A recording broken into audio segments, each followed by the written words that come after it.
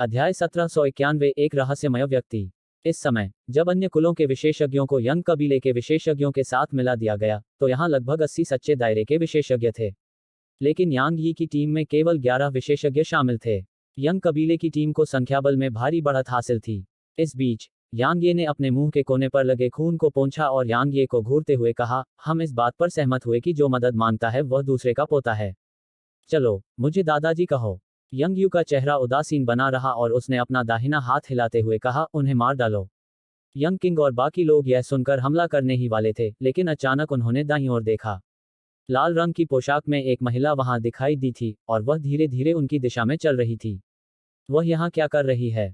यांग Ye ने उसे देखकर भौहें सिकोड़ी, क्योंकि वह मोमेंट माउंटेन की प्राचीन साधिका थी। यंग कबीले के गठबंधन ने भी उसे स्पष्ट रूप से पहचान लिया था, इसलिए उनके चेहरे पर तुरंत गंभीरता छा गई, जबकि उनकी आंखों में सतर्कता छा गई। उसने उनकी उपेक्षा की और यांग ये के पास जाकर कहा, मुझे लकड़ी की तलवार दो। एक पल में यांग ये की निगाहें बर्फ जैसी ठंडी हो गईं। वह लकड़ी की तलवार के लिए यहाँ थी। यांग ये एक पल के लिए चुप रही और पूछा, क्या आप भी स्वर्ग स्तंभ पर्वत पर जा रहे हैं? उसने जवाब दिया, बेशक। यांग ये ने हंसते हुए कहा, क्या खुद पर भरोसा नहीं है? तुम्हें अभी भी लकड़ी की तलवार का इस्तेमाल करना है। लाल पोशाक वाली महिला ने यांग ये को घूरते हुए कहा, यह मेरा काम है। क्या तुम इसे सौंप दोगे या मैं खुद ले लूं? जब सभी ने उसकी बात सुनी तो यहाँ का माहौल तनावपूर्ण हो गया।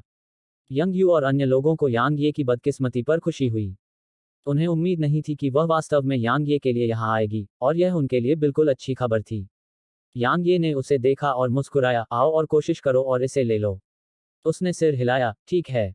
जैसे ही उसने बोलना समाप्त किया, उसने अपना दाहिना हाथ उठाया और यांग ये पर पंजा मारा। अचानक एक काली जंजीर बिजली की तरह चमकी, और यह इतनी तेज थी कि उसे उसके सामने आने में बस एक पल लगा। यह नेदरमैडन था। महिला ने अपनी उंगली आगे की ओर टैप की, और वह चेन के अंत पर टैप हुई। टकराना। चेन जोर से हिली और पीछे की ओर उछली। इस बीच नेदरमैडन उसके सामने प्रकट हुई, और फिर नेदरमैडन ने अपना हाथ धीरे से उठाया और धीरे से बोली, उल्टा। रहस्यमयी ऊर्जा की एक लहर ने तुरंत लाल पोशाक वाली महिला को घेर लिया। हालांकि नेदरमैडन की अभिव्यक्ति बदल गई, जबकि अविश्वास उसकी आंखों में भर गया। इस बीच महिला ने नेदरमैडन की ओर देखा, आपकी क्षमता खराब नहीं है। दुर्भाग्य से मेरे अंदर कोई जीवन शक्ति नहीं है। बोलना समाप्त करते ही उसने अपनी दाहिनी हथेली नीचे दबा ली। टकराना। नेदरमैडन को 1 किलोमीटर दूर से विस्फोटित किया गया। इस बीच सुअर पर सवार युवती अचानक लाल पोशाक में महिला के सामने आ गई। कुछ ही देर बाद उसने अपनी तलवार दोनों हाथों से पकड़ी और महिला पर तान दी। हालांकि जब तलवार महिला से कुछ इंच ऊपर पहुंची तो एक हाथ ने तलवार को पकड़ लिया। टकराना। कुछ ही देर बाद तलवार से शक्तिशाली ऊर्जा की एक लहर निकली और सुअर पर सवार युवती पर जा लगी, जिससे वह 1 किलोमीटर दूर जा गिरी। जैसे ही उसने खुद को रोका, उसके मुंह के कोने से खून की एक धार निकली और उसकी तलवार टूट गई। इस बीच वह महिला यांग ये के सामने आ गई, और फिर उसके दाहिने हाथ ने उस पर गोली चला दी। हालांकि यांग ये के सामने अचानक एक अदृश्य अवरोध आ गया। महिला ने थोड़ा सा मुंह सिकोड़ा और अपना दाहिना हाथ हिलाया। टकराना। एक विशाल क्षेत्र में जगह हिंसक रूप से कांप उठी। इससे पहले कि 100 मीटर से अधिक दूर खड़ी बाउंड्री मैडन के मुंह से खून की एक बूंद निकली, और फिर उसका आकार बार बार पीछे की ओर चला गया। अचानक महिला के आसपास का तापमान गिर गया, और फिर उसके आसपास की जगह भी उसके साथ जम गई।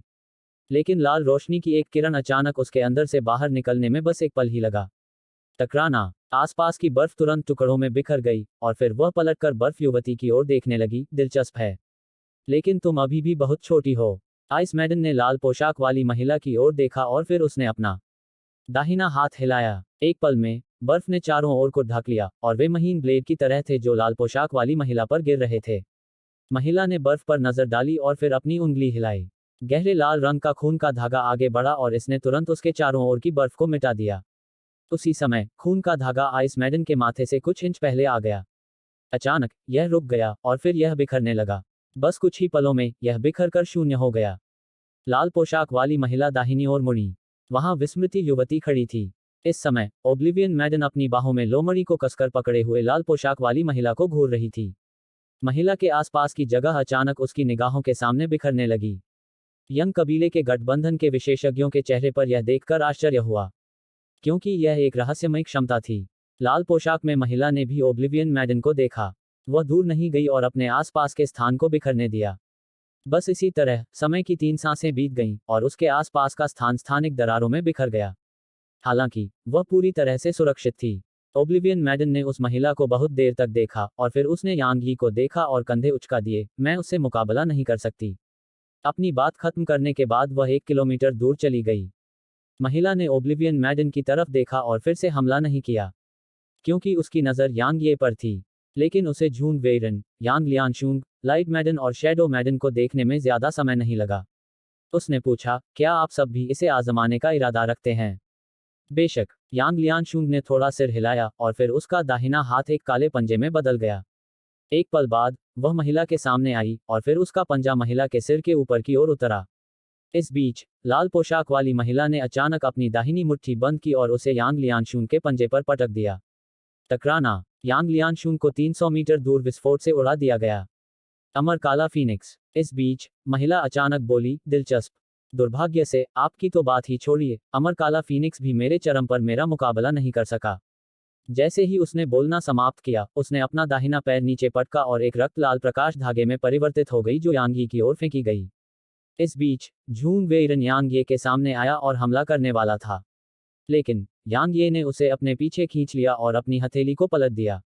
लकड़ी की तलवार उसके हाथ में आ गई और फिर उसने उसे घुमाया। यह 2 प्रकार के प्रबुद्ध रैंक इरादों द्वारा बढ़ाया गया हमला था। यह निस्संदेह अत्यंत शक्तिशाली था, क्योंकि यह न केवल उसके दोहरे इरादों से बड़ा था, बल्कि इसे लकड़ी की तलवार से क्रियान्वित किया जा रहा था। टकराना, यांग ये के सामने अचानक रक्त लाल रोशनी की एक चमकदार किरण फूट पड़ी और फिर यांग ये और झूंग वेइरन बार बार पीछे की ओर धमाके के साथ फट पड़े। वे लगभग 300 मीटर पीछे जाने के बाद ही रुके। जहां तक पोशाक वाली महिला का सवाल है, उसे लगभग 60 मीटर पीछे धकेल दिया गया था। उसने यांग ये की ओर देखा, मुझे उम्मीद नहीं थी कि तुम्हारी ताकत इस स्तर पर होगी। मैं वास्तव में आश्चर्यचकित हूँ। यांग ये ने अपने मुंह के कोने पर लगे खून को पोंछा और उसकी ओर देखा, मुझे भी उम्मीद नहीं थी कि तुम्हारी ताकत इतनी मजबूत हो गई होगी। महिला यांग ये की दिशा में धीरे धीरे चलने लगी, ऐसी कई चीजें हैं जो आपकी उम्मीदों से बढ़कर हैं। अगर मैं आपकी जगह होती तो मैं तलवार सौंप देती। आपकी मौजूदा ताकत इसे रखने के लिए पर्याप्त नहीं है। अगर किसी व्यक्ति के पास ऐसी कोई चीज है जो उस व्यक्ति की ताकत के अनुरूप नहीं है, तो वह व्यक्ति मर जाएगा। इसे जीवित रहने के लिए सौंप दून। यांग ये ने हंसते हुए कहा, मेरा गुस्सा मुझे ऐसा करने की अनुमति नहीं देता। उसने सिर हिलाया, मैं समझती हूँ। चूंकि ऐसा ही है, इसलिए मैं खुद आकर इसे ले जाऊंगी। जैसे ही उसने बोलना समाप्त किया, वह यांग ये के सामने प्रकट हुई। अचानक यांग ये मौके पर ही गायब हो गया और जब वह फिर से प्रकट हुआ तो वह उसके पीछे था। हालांकि शक्तिशाली ऊर्जा की एक लहर ने उसे तुरंत 300 मीटर दूर उड़ा दिया। यांग ये अभी खुद को रोक भी नहीं पाया था कि वह अचानक उसके सामने आ गई और यांग ये ने जवाब में अपनी तलवार लहराने में संकोच नहीं किया। उसकी तलवार से अंतरिक्ष तुरंत टुकड़ों में कट गया, परंतु किसी को चोट नहीं लगी। एक क्षण बाद यांग ये की पीठ पर एक हथेली थपथपाई गई। धमाका, इसने यांग ये को 1 किलोमीटर दूर से उड़ा दिया। लेकिन जैसे ही उसने खुद को रोका, वह फिर से उसके सामने आ गई। हालांकि यांग लियांशुंग, झूंग वेइरन और अन्य लोग भी यांग ये के सामने आ गए। लाल पोशाक वाली महिला ने हमला नहीं किया। उसने उन पर नजर डाली और कहा, तुम सब लोग एक साथ मुझसे क्यों नहीं लड़ते? यंग यू और बाकी लोग इस बात से बहुत खुश थे, क्योंकि उन्हें कुछ भी करने की जरूरत नहीं थी और यांग ये मर भी सकता था। अगर यांग ये नहीं भी मरता तो भी कोई बात नहीं थी, क्योंकि वे इस स्थिति का फायदा उठा सकते थे। अब उन्हें कुछ भी करने की जरूरत नहीं थी, उन्हें सिर्फ देखना था। इस बीच लाल पोशाक वाली महिला बोली, आओ, मुझ पर हमला करो, तुम वाकई बहुत आत्मविश्वासी हो। अचानक एक रहस्यमयी आवाज गूंजी, लेकिन क्या जूनियर्स को धमकाना व्यर्थ नहीं है? मुझे अपनी असाधारण क्षमता का अनुभव करने दो। अध्याय 1792 मार्शल दूत। यहाँ मौजूद हर कोई आवाज के स्रोत की ओर देखने लगा। वहां का स्थान थोड़ा कांप उठा और फिर वह खुल गया। बैंगनी रंग के लबादे में एक बूढ़ा आदमी घूंघट ओढ़े एक औरत को धकेलता हुआ उस स्थानिक दरार से बाहर निकला। वह व्हीलचेयर पर बैठी थी। यांग ये उस बूढ़े आदमी को देखकर दंग रह गया। उसने बूढ़े आदमी को पहचान लिया। यह वही बैंगनी वस्त्र पहने बूढ़ा आदमी था जो स्वॉर्ड इमोर्टल सिटी में था, और वह महिला वहां की रहस्यमयी महिला थी। इसके अलावा वह नेदर पवेलियन से थी। सभी लोग उस रहस्यमयी महिला को देखने लगे। बूढ़े व्यक्ति को उसे धकेलने में ज्यादा समय नहीं लगा और वह लाल पोशाक वाली महिला के काफी करीब पहुंच गया। रहस्यमयी महिला ने यांग ये को देखा और मुस्कुराई, युवा मास्टर यांग, बहुत समय हो गया मिलते हुए। यांग ये ने उसकी ओर देखा और कहा, मुझे उम्मीद नहीं थी कि तुम यहाँ आकर मदद करोगी। वह मुस्कुराई और फिर उसने नेदर मैडन के समूह को देखा। मुझे आश्चर्य है कि आप सभी इस हद तक बढ़ने में सक्षम थे। नेदर मैडन ने उसकी ओर देखा, तुम कौन हो? रहस्यमयी महिला ने धीरे से कहा, मैं कौन हूँ, यह महत्वपूर्ण नहीं है। अपनी बात समाप्त करने के बाद उसने लाल पोशाक वाली महिला की ओर देखा, आओ, थोड़ा बहुत मुकाबला करें। मैंने बहुत दिनों से लड़ाई नहीं की है। लाल पोशाक वाली महिला ने थोड़ा सिर हिलाया, जैसी आपकी इच्छा। एक क्षण बाद रहस्यमयी महिला के ऊपर अचानक एक रक्त लाल हथेली दिखाई दी। इस बीच रहस्यमयी महिला के हाथ में अचानक एक लंबा काला रूलर दिखाई दिया। एक पल बाद यह प्रकाश की एक काली किरण में बदल गया जो आकाश में ऊपर की ओर उछली, और इसने तुरंत रक्त लाल हथेली को नष्ट कर दिया। यांग ये ने देखा कि काले रंग के रूलर को देखकर नेदरमैडन और अन्य लोगों के हाव भाव बदल गए। उनकी आंखें अविश्वास से भर गईं। यांग ये ने नेदरमैडन को देखा, यह क्या है? उसने धीरे से अपनी मुट्ठियां भींच लीं, मार्शल शासक। मैं जानती हूं वह कौन है। यांग ये ने पूछा, कौन? नेदरमैडन ने गंभीरता से कहा, मेरे नेदर पवेलियन में एक सिविल दूत और मार्शल दूत है। आप सिविल दूत से मिल चुके हैं। यह फैन यिन्यू थी जिससे आप मेराक सिस्टम में मिले थे। जहां तक उसका सवाल है, उसे मार्शल दूत होना चाहिए जो लंबे समय से गायब है। नीदर मंडप के मार्शल दूत? यांग ये ने पूछा, क्या मार्शल दूत इतना शक्तिशाली है? नेदरमैडन ने थोड़ा सिर हिलाया, सिविल दूत भी मार्शल दूत की तरह ही इतना शक्तिशाली था, वह कैसे कमजोर हो सकता है? इसके अलावा ऐसा लगता है कि वह लंबे समय से मिल्की वे सिस्टम के मध्यम ब्रह्मांड में रही है। वह अब छठे चरण की ट्रू रियल्म विशेषज्ञ है, और उसकी ताकत शायद पहले की तुलना में अनगिनत गुना ज्यादा मजबूत है। वह एक पल के लिए रुकी और बोली, हालांकि ऐसा लगता है कि उसके और हमारे वर्तमान मंडप मास्टर के बीच संघर्ष है। या अधिक सटीक रूप से कहें तो, जहां तक उसका सवाल है, मंडप मास्टर शाओ सियू के अलावा कोई और मंडप मास्टर नहीं हो सकता। यांग ये ने अपना सिर हिलाया। नेदर पवेलियन काफी जटिल स्थिति में है। बेशक वह उनके मंडप मास्टर शाओ सियू के बारे में और भी अधिक उत्सुक था, क्योंकि वह वास्तव में इतने सारे विशेषज्ञों को अपने पूरे दिल से अनुसरण करने में सक्षम थी, और यह असाधारण था। इस समय यंग यू और अन्य लोगों के हाव भाव काफी भद्दे थे। जाहिर है उन्हें उम्मीद नहीं थी कि यांग ये के पक्ष को किसी से मदद मिलेगी, और वह भी इतना ताकतवर व्यक्ति। इस बीच लाल पोशाक वाली महिला ने मार्शल दूत को देखा और कहा, वाकई दिलचस्प है। जैसे ही उसने बोलना समाप्त किया, उसने अपना दाहिना हाथ आगे बढ़ाया और उसे हल्के से घुमाया। एक पल में अचानक उसके सामने खून की एक लहर उभरी, और फिर वह एक विशाल रक्त लाल ड्रैगन में बदल गई जो 300 मीटर से अधिक लंबा था। उसने उसे थपथपाया, और उसने अचानक एक मधुर ड्रैगन जैसी दहाड़ लगाई और फिर अपना शरीर मार्शल दूत पर पटक दिया। मार्शल दूत अपनी व्हीलचेयर पर बैठी हुई शांत थी। जब ड्रैगन उसके ऊपर आया, तो उसने अचानक अपना हाथ हिलाया। उसकी मुट्ठी में मार्शल शासक अचानक काली रोशनी की किरण में बदल गया जो आसमान में ऊपर की ओर उछली। जब वह विशाल रक्त ड्रैगन के सामने पहुंचा, तो वह अचानक हिंसक रूप से हिल गया, और फिर सभी दर्शकों के चेहरे के भाव बदल गए। ऐसा इसलिए हुआ क्योंकि हमले के आसपास के विशाल क्षेत्र में दुनिया अचानक अलौकिक होने लगी थी। धमाका! कुछ ही क्षण बाद एक जोरदार विस्फोट हुआ और फिर सभी की दृष्टि काली हो गई तथा वे अंधेरे में डूब गए। एक विशाल क्षेत्र में जगह ढह गई थी। सौभाग्यवश वे साधारण लोग नहीं थे, इसलिए इसका उन पर ज्यादा प्रभाव नहीं पड़ा। लगभग 15 मिनट बीतने के बाद स्थिति धीरे धीरे सामान्य हुई। इस समय लाल पोशाक वाली महिला और मार्शल दूत अभी भी वहीं थे।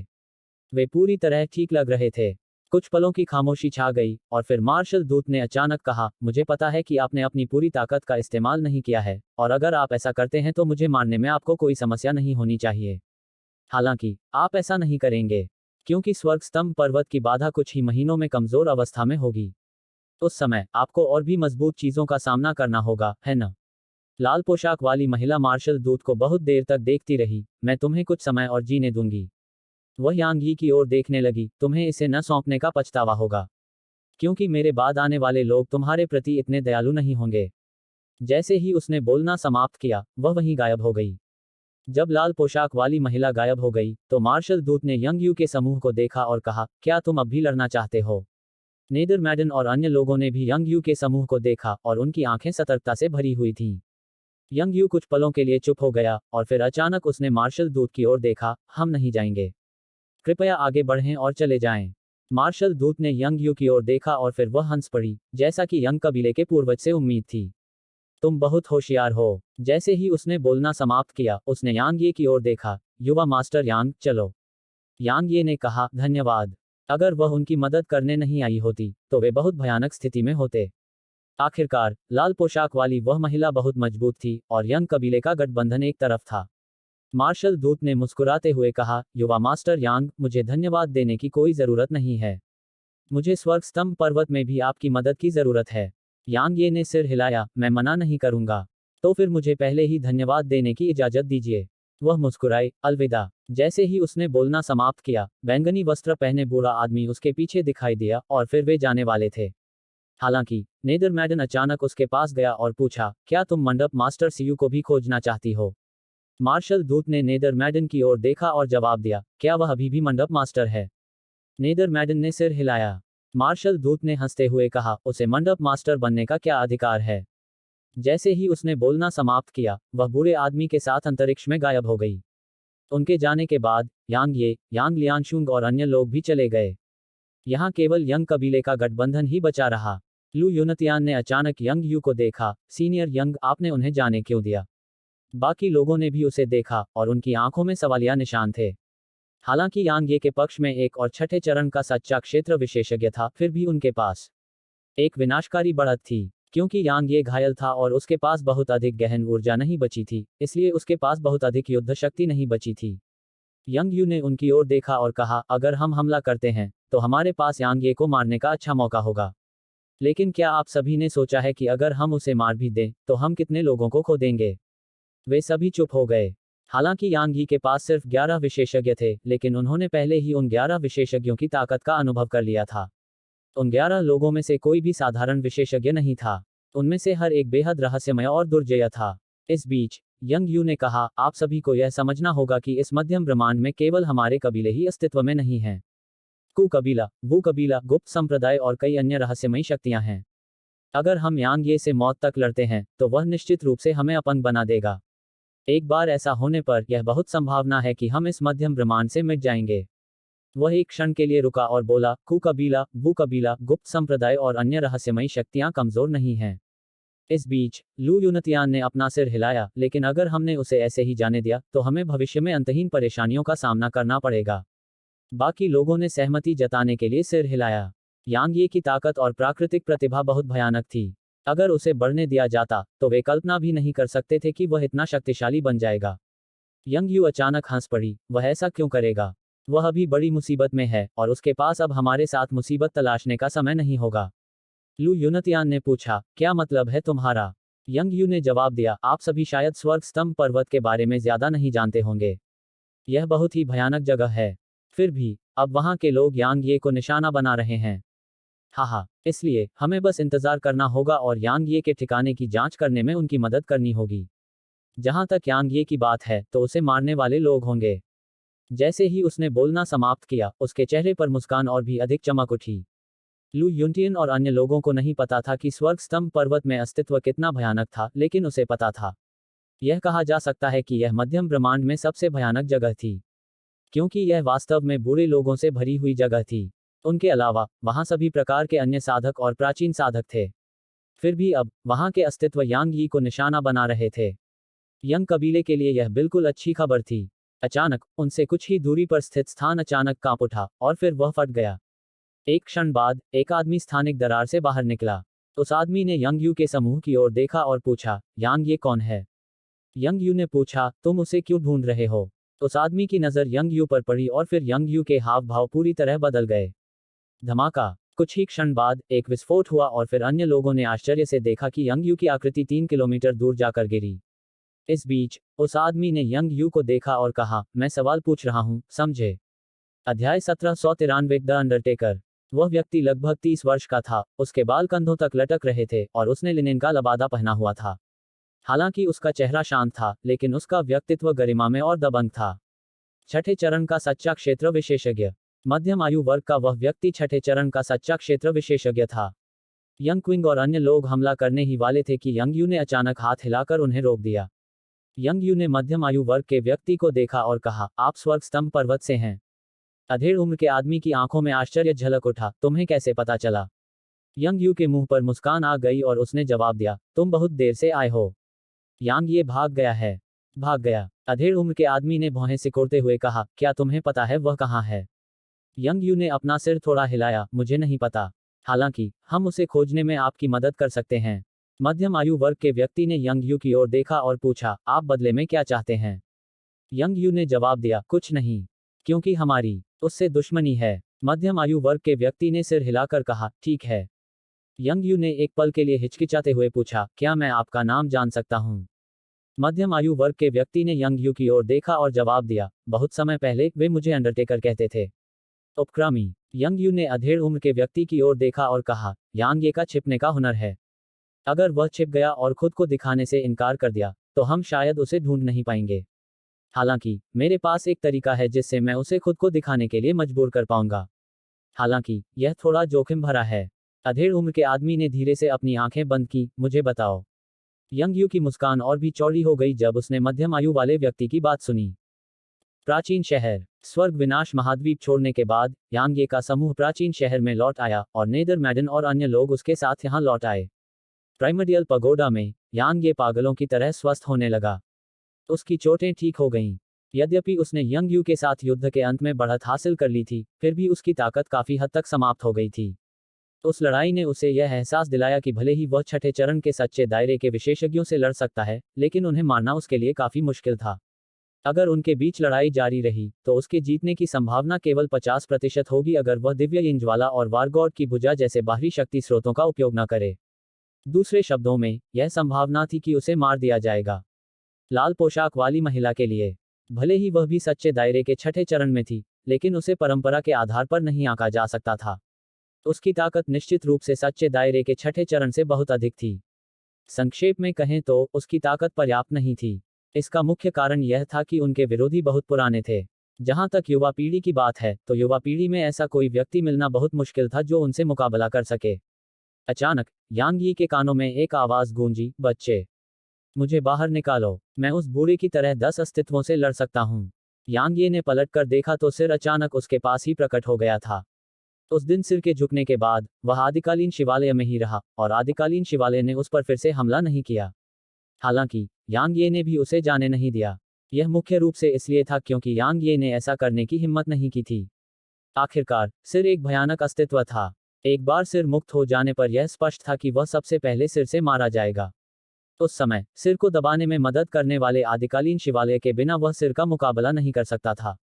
यांग ये ने मुखिया की ओर देखा और कहा, क्या आप लाल पोशाक वाली उस महिला से निपट सकते हैं? मुखिया ने भौहें सिकोड़ते हुए कहा, वह एक दुष्ट साधक है और वह साधारण नहीं है।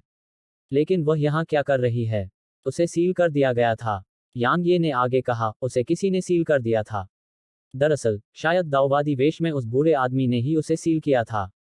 चूंकि उसने खुद उसे सील किया था, तो वह एक साधारण व्यक्ति कैसे हो सकती है? वह सील बंद थी। मुखिया ने एक पल के लिए गहराई से सोचा और जवाब दिया, मैं महसूस कर सकता हूं कि उसकी ताकत अभी भी अपने चरम पर नहीं पहुंची है। हालांकि अगर उसकी ताकत अपने चरम पर वापस आ भी जाती है, तो भी मुझे डरने की कोई बात नहीं है। बच्चे, मुझे बाहर निकालो और मैं उससे निपटने में तुम्हारी मदद करूंगा। इस बीच कियोंग क्यू अचानक यांग यी से कुछ ही दूरी पर दिखाई दिया। उसने सिर की ओर देखा और कहा, हो किंग, अगर तुम एक सेकंड के लिए शेखी बघारना बंद कर दोगी तो क्या तुम मर जाओगी? मैं शेखी बघार रहा हूं। हो किंग गुस्से से बोला, कियोंग क्यू, तुम्हें लगता है कि मैं उस औरत का मुकाबला नहीं कर सकता? कियोंग क्यू ने उदासीनता से उत्तर दिया, यदि आप अपने चरम पर होते तो आप निश्चित रूप से उसे उसकी वर्तमान स्थिति में हरा पाते। लेकिन अब आप उसके मुकाबले में बिल्कुल भी नहीं हैं। बस अपने आप को देखो। आप तो बस एक सिर हैं। आप उससे लड़ेंगे भी कैसे? हो किंग के चेहरे पर तुरंत क्रोध छा गया, यह सब उस निंदनीय मानव सम्राट का दोष है। कियोंग क्यू ने अचानक पूछा, तुमने उसे कैसे नाराज किया? मैं उसे क्यों नाराज करूंगी? क्या मेरे पास करने के लिए कुछ और बेहतर नहीं है? हो किंग ने गुस्से से कहा, मुझे अचानक मानव जाति के क्षेत्र में जाने की इच्छा हुई। लेकिन मैं वास्तव में उससे टकरा गई, और फिर उसने 9 दिन और रात तक मेरा पीछा किया। अंत में मेरे पास अवरोध को तोड़कर इस निचले आयाम में भागने के अलावा कोई विकल्प नहीं था। सौभाग्य से उसने मेरे साथ नीचे आने की हिम्मत नहीं की। अन्यथा मैं मर चुकी होती। मनुष्य का सम्राट। यांग ये ने हो किंग को देखा, वह कौन है? हो किंग ने यांग ये की ओर देखा और कहा, उस तलवार का असली मालिक। यांग ये ने पूछा, क्या वह मजबूत है? हो किंग की पलकें फड़क उठी, वह आपकी मानव जाति का सम्राट है। आप क्या सोचते हैं? यांग ये ने पूछा, मानव जाति का सम्राट? वह मानव जाति में सबसे शक्तिशाली है। हो किंग ने अपना सिर हिलाया, अज्ञानता वास्तव में भयानक है। यांग यी के पास कहने को शब्द नहीं थे। इस बीच कियोंग क्यू ने अचानक कहा, वह मानव जाति में सबसे शक्तिशाली नहीं है, लेकिन मानव जाति में उसका दर्जा बहुत ऊंचा है, और उसकी ताकत भी असाधारण है। मानव जाति के पास मनुष्य का संप्रभु, पृथ्वी का संप्रभु, आकाश का संप्रभु और संप्रभु सम्राट है। मनुष्य का संप्रभु मानव जाति का प्रबंधन करता है, पृथ्वी का संप्रभु नौ नर्क का प्रबंधन करता है, आकाश का संप्रभु स्वर्ग का प्रबंधन करता है। जहां तक संप्रभु सम्राट की बात है, वह बहुत रहस्यमय है और शायद ही कभी खुद को दिखाता है। क्यों क्यों एक क्षण के लिए रुका और बोला, बच्चे, मुझे अचानक एहसास हुआ कि मनुष्य का सम्राट और आकाश का सम्राट तुमसे जुड़ा हुआ है। यांग ये हैरान था, तुम्हारा क्या मतलब है? क्यों ने कहा, मनुष्य का राजा लकड़ी की तलवार का मालिक है, इसलिए वह निश्चित रूप से तुम्हें ढूंढने आएगा। जहां तक आकाश के राजा की बात है, वह निश्चित रूप से तुम्हें ढूंढने आएगा। यांग ये और भी हैरान हो गई, आकाश का सम्राट मेरे लिए क्यों आएगा? क्यों ने जवाब दिया, क्योंकि उसकी बेटी आपके साथ है। यांग ये दंग रह गया और फिर वह आश्चर्य से बोला, जियो क्यू ये आकाश के सम्राट की बेटी है? क्यू ने सिर हिलाया। यांग ये ने एक पल सोचा और कहा, शायद यह अच्छी बात है। क्वी ने पूछा, क्या मतलब है तुम्हारा? यांग ये काफी उत्साहित था, देखो, मैं वहां नहीं गया हूं, लेकिन वहां मुझे बहुत से लोगों पर भरोसा है। जहां तक तुम्हारा सवाल है, भाई क्यू, तुम निश्चित रूप से मुझे राक्षस जाति में स्वतंत्र रूप से घूमने दोगे। इसके अलावा, जियो क्यू के साथ मेरे रिश्ते के आधार पर मुझे मानव जाति के क्षेत्र में आकाश के सम्राट की सुरक्षा प्राप्त होगी, इसलिए मैं वहां भी स्वतंत्र रूप से घूमने में सक्षम हो जाऊंगा। उसने हो किंग को घूरते हुए कहा कि वह इस बिंदु तक बोल रहा था। वह अभी बोलने ही वाला था कि हो किंग ने अचानक कहा, यदि तुम शमन जाति के इलाके में जाओगे तो तुम मरने से पहले ही मर जाओगे। यांग ये ने पूछा, क्यों ने कहा, क्योंकि शमन जाति का मानव जाति के साथ बहुत बुरा रिश्ता है, इसीलिए मानव जाति के इलाके की यात्रा करने के बाद उसकी ऐसी हालत हो गई।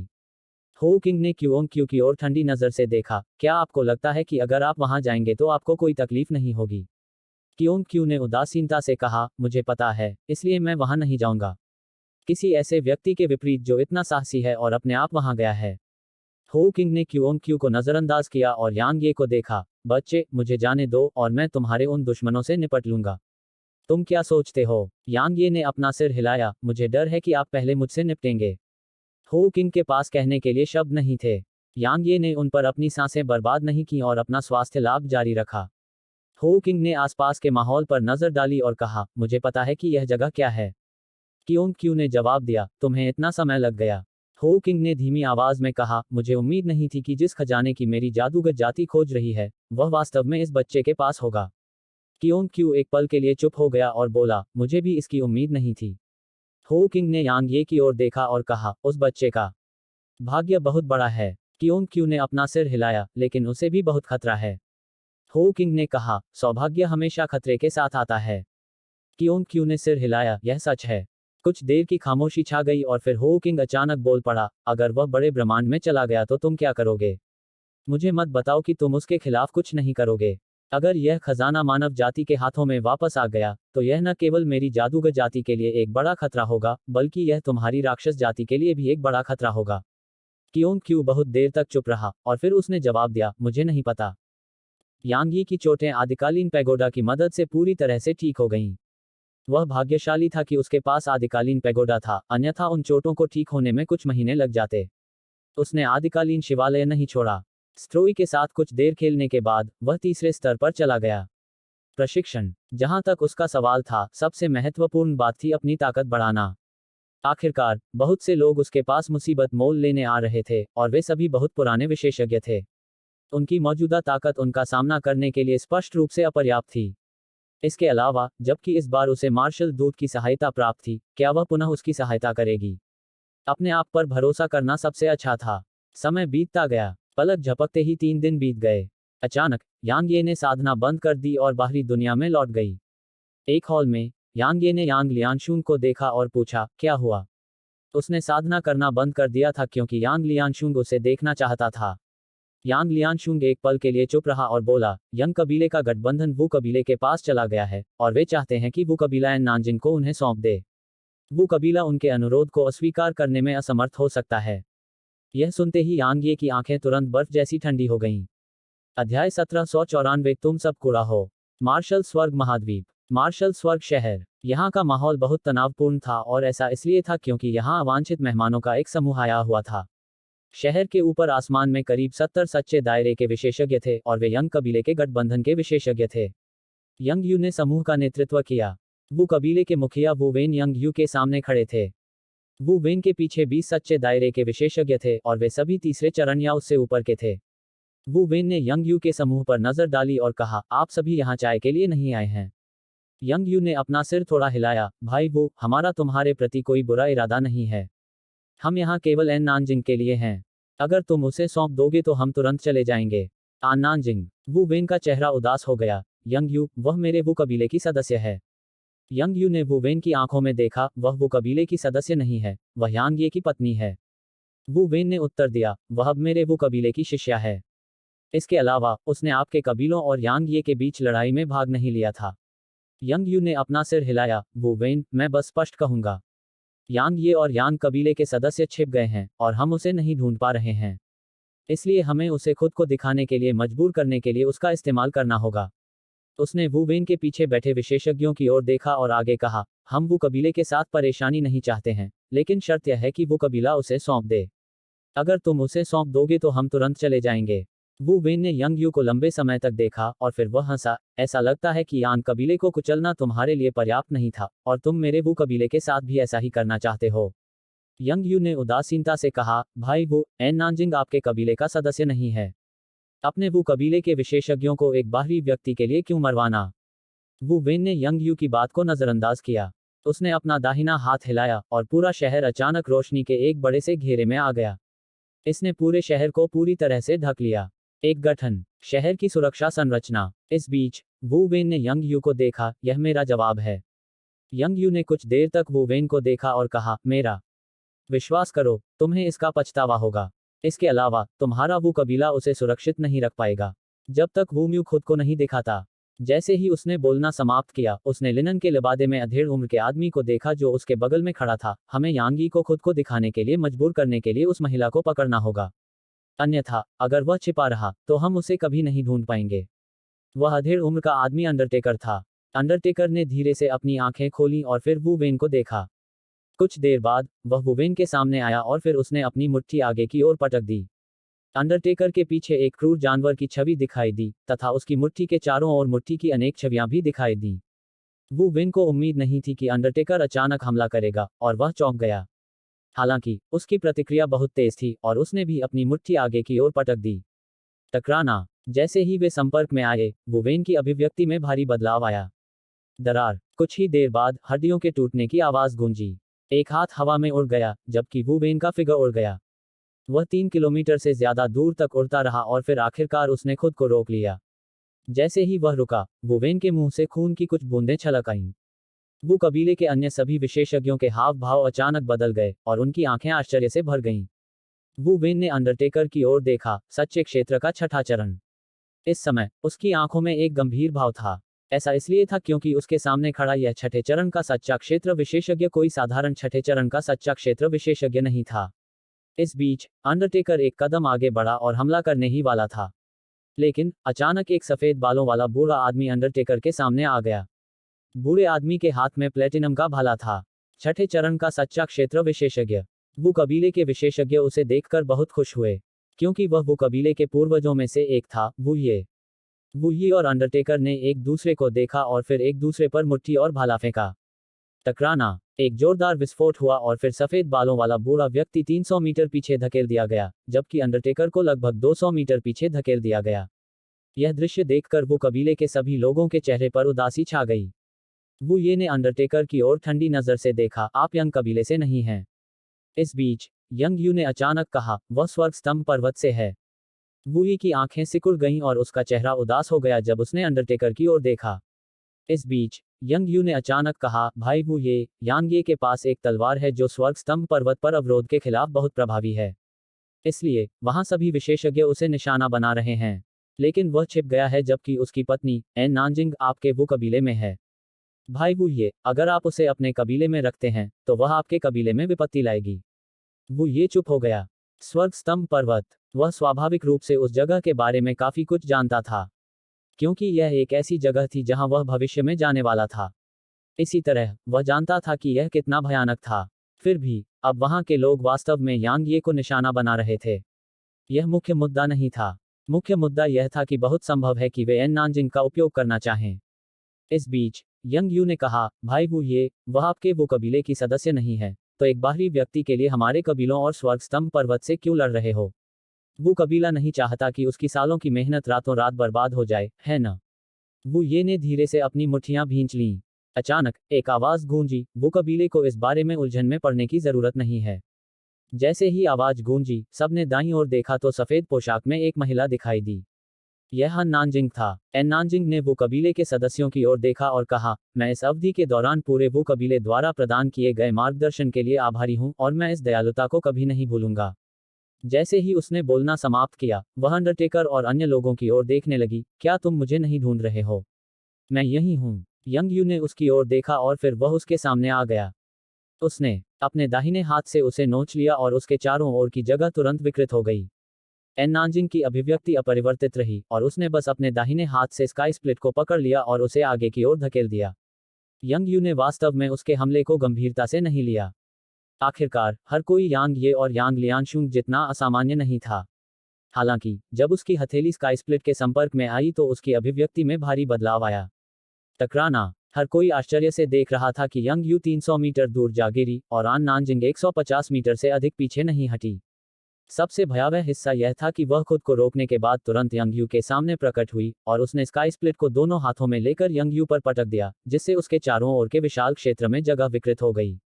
इस समय यंग यू ने उसे कम आंकना बंद कर दिया और उसने लापरवाही से काम करने की हिम्मत भी नहीं की। जैसे ही उसने अपनी दाहिनी मुट्ठी को कसकर आगे की ओर पटका, उसकी गहन ऊर्जा उमड़ पड़ी। शक्तिशाली रहस्यमय ऊर्जा की एक लहर उसकी मुट्ठी से बाहर निकली और तुरंत एन नानजिंग को घेर लिया। धमाका। जैसे ही उनके हमले आपस में टकराए, एक जोरदार धमाका हुआ और फिर वे बार बार पीछे की ओर बढ़े। जैसे ही एन नानजिंग की आकृति को पीछे धकेला गया, उसने खुद को बलपूर्वक रोक लिया और अपना दाहिना पैर नीचे पटक दिया। टकराना। एक विशाल क्षेत्र में जगह हिंसक रूप से हिल गई। इस बीच उसकी आकृति यंग यू के सामने प्रकट हुई। उसने कोई आकर्षक चाल नहीं चली और उसने बस अपना भाला उस पर फेंक दिया। यंग यू ने फिर से भाले पर हमला करने की कोशिश नहीं की। वह एक तरफ भागा और भाले को अपनी छाती से छू जाने दिया। हालांकि भाला अचानक रुक गया और फिर बाईं ओर चला गया। टकराना। यंग यू को बार बार पीछे की ओर झटका दिया गया। एन नानजिंग एक और हमला करने ही वाला था कि यंग यू अचानक गुस्से से दहाड़ उठा और फिर उसने अपनी दोनों हथेलियां आगे की ओर पटक दी। टकराना। इससे उसके सामने का स्थान ध्वस्त हो गया और उसके भीतर की शक्तिशाली ऊर्जा ने तुरंत ही 1 किमी दूर एन नानजिंग को नष्ट कर दिया। संशोधित करें। इस बीच यंग यू की आवाज अचानक गूंज उठी। उसके बाद एन नानजिंग के आसपास का स्थान अचानक कांप उठा। उसी समय शक्तिशाली और रहस्यमय ऊर्जा की एक लहर ने उसे घेर लिया, जिससे वह भौचक्की हो गई। क्योंकि उसे ऐसा लग रहा था जैसे उसका पूरा शरीर हजारों घोड़ों द्वारा फाड़ा जा रहा है। नानजिंग ने खुद को शांत किया, अपनी हथेली को पलटा और स्काई स्प्लिट को क्षैतिज रूप से आगे बढ़ाया। धमाका। एक विस्फोट हुआ और उसके आसपास का स्थान, जो अभी अभी ठीक हुआ था, एक बार फिर ढह गया। उसी समय रहस्यमयी ऊर्जा बिना किसी निशान के गायब हो गई। यंग यू के चेहरे पर यह दृश्य देखकर आखिरकार बदलाव आ गया। उसे उम्मीद नहीं थी कि वह इतनी मजबूत होगी। अचानक आन नानजिंग वहीं गायब हो गई और जब वह एक बार फिर प्रकट हुई तो वह यंग यू के सामने थी। उसके बाद कुछ चौंकाने वाली घटना घटी। हर कोई आश्चर्य से देख रहा था कि यंग यू जैसे छठे चरण के सच्चे क्षेत्र विशेषज्ञ को उसके साथ युद्ध में दबा दिया गया था। उसे दबा दिया गया। यंग यू को वास्तव में नानजिंग द्वारा दबा दिया गया था, लेकिन नानजिंग केवल सच्चे क्षेत्र के दूसरे चरण पर था। वू यी और बाकी लोगों ने एक दूसरे को देखा और उनकी आंखों में आश्चर्य साफ झलक रहा था। जाहिर है, उन्होंने कभी नहीं सोचा था कि वह इतनी ताकतवर होगी। अचानक यंग क्विंग ने आदेश दिया, हमला करो। जैसे ही उसने आदेश दिया, अन्य कुलपति उसके साथ नानजिंग पर आक्रमण कर दिया। टकराना। उनकी संयुक्त सेना और इस तथ्य के कारण कि यह एक आश्चर्यजनक हमला था, नानजिंग को 3 किलोमीटर दूर तक उड़ा दिया गया। एन नानजिंग ने खुद को रोकते हुए उनकी ओर देखा और कहा, मैं ईमानदारी से कहूं तो आप सभी लोग कूड़ा हैं। जैसे ही उसने बोलना समाप्त किया, उसने अपना भाला नीचे पटक दिया। टकराना। एक विशाल क्षेत्र में जगह हिंसक रूप से हिल गई। इसी बीच अचानक उसने अपने सिर के पीछे से चोटी को पकड़ लिया और उसे अपनी गर्दन के चारों ओर लपेट लिया। अंत में उसने उसके सिरे को काट लिया। अध्याय 1795 पूर्वजों का आह्वान। तुम सब कूड़ा हो। यह सुनकर यंग यू और अन्य लोगों के चेहरे पर अत्यंत भद्दे भाव प्रकट हुए। खास तौर पर यंग यू। आखिरकार हर कोई देख रहा था कि उसे अभी अभी दूसरे चरण के सच्चे दायरे के विशेषज्ञ द्वारा पूरी तरह से दबा दिया गया था। यह उसके लिए पूर्णतया अपमानजनक था। उसी समय वह चौंक गया। वह उसकी ताकत देखकर हैरान रह गया। उसने कभी नहीं सोचा था कि वह इतनी ताकतवर होगी। आखिरकार वह स्पष्ट रूप से यांग यी और यांग लियांशुंग के बराबर एक और राक्षसी प्रतिभा थी। भविष्य में इन जैसी 3 राक्षसी प्रतिभाओं का सामना करने के बारे में सोचने मात्र से ही यंग यू और अन्य लोगों के चेहरे पर और भी अधिक भद्दे भाव आ गए। अचानक आन नानजिंग वहीं गायब हो गई, और जब वह दोबारा प्रकट हुई तो वह उनके सामने थी। वो कबीले के विशेषज्ञ यह देखकर दंग रह गए। वह क्या योजना बना रही है? क्या वह अकेले ही 6 से लड़ने का इरादा रखती है? इस बीच यहाँ शक्तिशाली इरादे की लहर दिखाई दी। पहली लहर के आने के बाद दूसरी लहर आई, और फिर तीसरी। कुछ ही समय में उसके चारों ओर 6 शक्तिशाली इरादे प्रकट हो गए। वे सभी सच्चे रैंक पर थे। 6 सच्चे रैंक इरादे। यंग यू और बाकी लोगों की पुतलियां यह देखकर सिकुड़ गईं। वे अकेले नहीं थे, यहाँ तक कि अंडरटेकर भी भौंचक्का रह गया। जाहिर है, एन नानजिंग की प्राकृतिक प्रतिभा ने उसे थोड़ा चौंका दिया था। प्रहार। इस बीच एन नानजिंग की आवाज गूंजी, और फिर उसने स्काई स्प्लिट को दोनों हाथों से पकड़ लिया और उसे आगे पटक दिया। इसे 6 प्रकार के शक्तिशाली इरादों द्वारा बढ़ाया गया था। धमाका। एक जोरदार विस्फोट हुआ, और फिर यंग यू और अन्य लोग 300 मीटर पीछे जा गिरे। एन नानजिंग दोबारा हमला करने ही वाली थी कि अचानक अंडरटेकर उसके सामने आ गया, और फिर उसने एक बड़ा मुक्का सीधे उसकी ओर फेंका। नानजिंग ने बिल्कुल भी डर नहीं दिखाया, और उसने स्काई स्प्लिट को आगे की ओर धकेल दिया। धमाका। मुट्ठी टूट गई, लेकिन आन नानजिंग 300 मीटर दूर जाकर गिरी, लेकिन स्काई स्प्लिट अभी भी कांप रही थी। अंडरटेकर ने कुछ देर तक उसे देखा और कहा, एक असाधारण प्रतिभा। जैसे ही उसने बोलना समाप्त किया, उसका शरीर कांप उठा और तुरंत उसके सामने प्रकट हो गया, और फिर उसने अपनी मुट्ठी फिर से आगे पटक दी।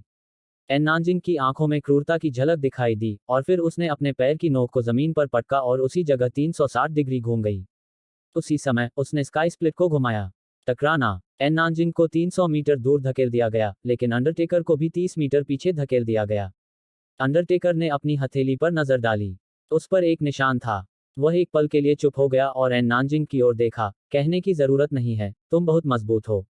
दुर्भाग्य से तुम मुझसे मुकाबला करने से बहुत दूर हो। जैसे ही उन्होंने बोलना समाप्त किया, वे वहीं गायब हो गए, और फिर एक शक्तिशाली लहर एन नानजिंग की ओर बढ़ी।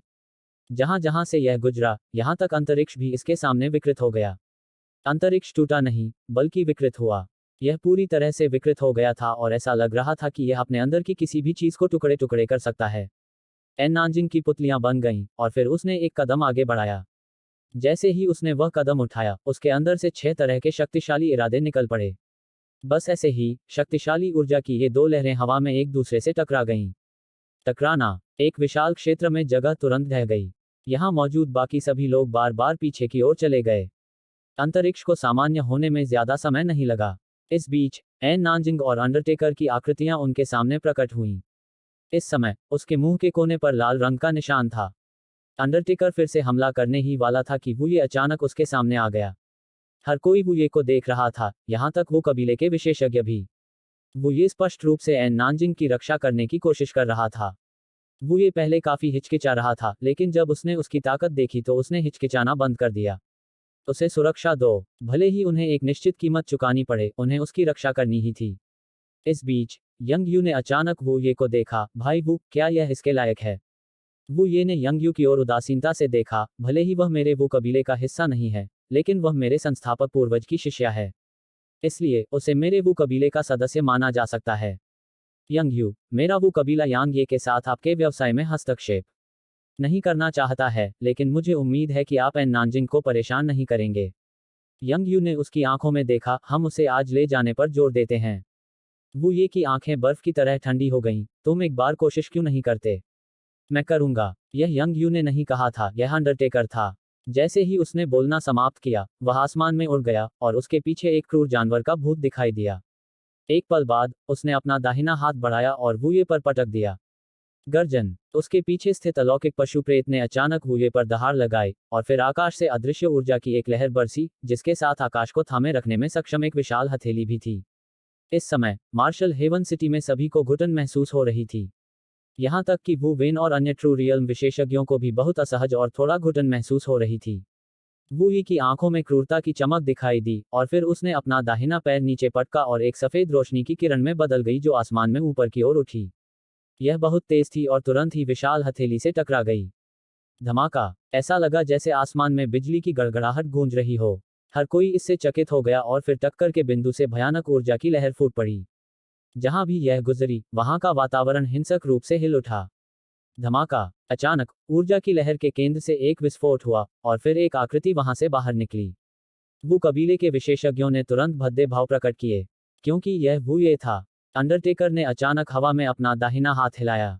एक पल में ऊर्जा की लहर एक अदृश्य शक्ति द्वारा अलग हो गई और नष्ट हो गई। इस बीच अंडरटेकर ने वू ये को देखा। उसने एक शब्द भी नहीं कहा और वह सीधे वू ये पर हमला कर दिया। इस बीच यंग यू ने अचानक वू वेन के समूह को देखा।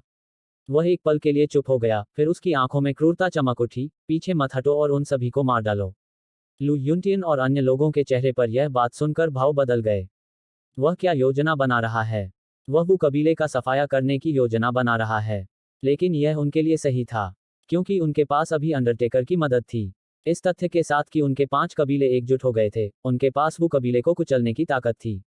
इसके अलावा ऐसा करने का यह सबसे अच्छा समय था। यंग यू स्पष्ट रूप से ऐसा उत्तम अवसर खोना नहीं चाहती थी।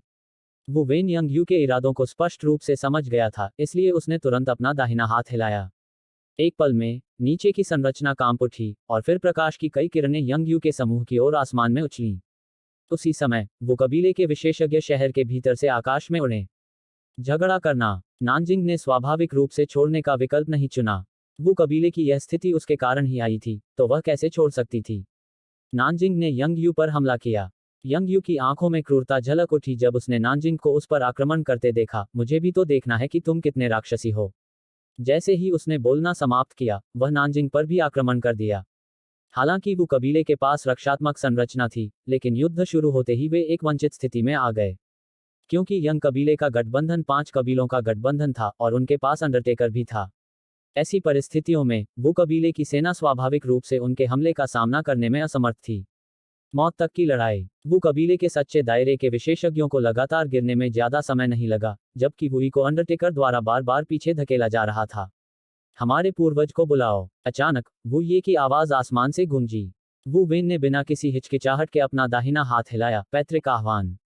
जैसे ही उसने आदेश दिया, मार्शल हेवन सिटी हिंसक रूप से हिल गई और फिर शहर के केंद्र से शुद्ध सफेद प्रकाश की एक किरण निकली, इससे पहले कि एक मध्यम आयु वर्ग के आदमी की अलौकिक आकृति प्रकाश की किरण से उभरी। वू म्यू, वो कबीले का पूर्वज। असल में यह वू म्यू नहीं था।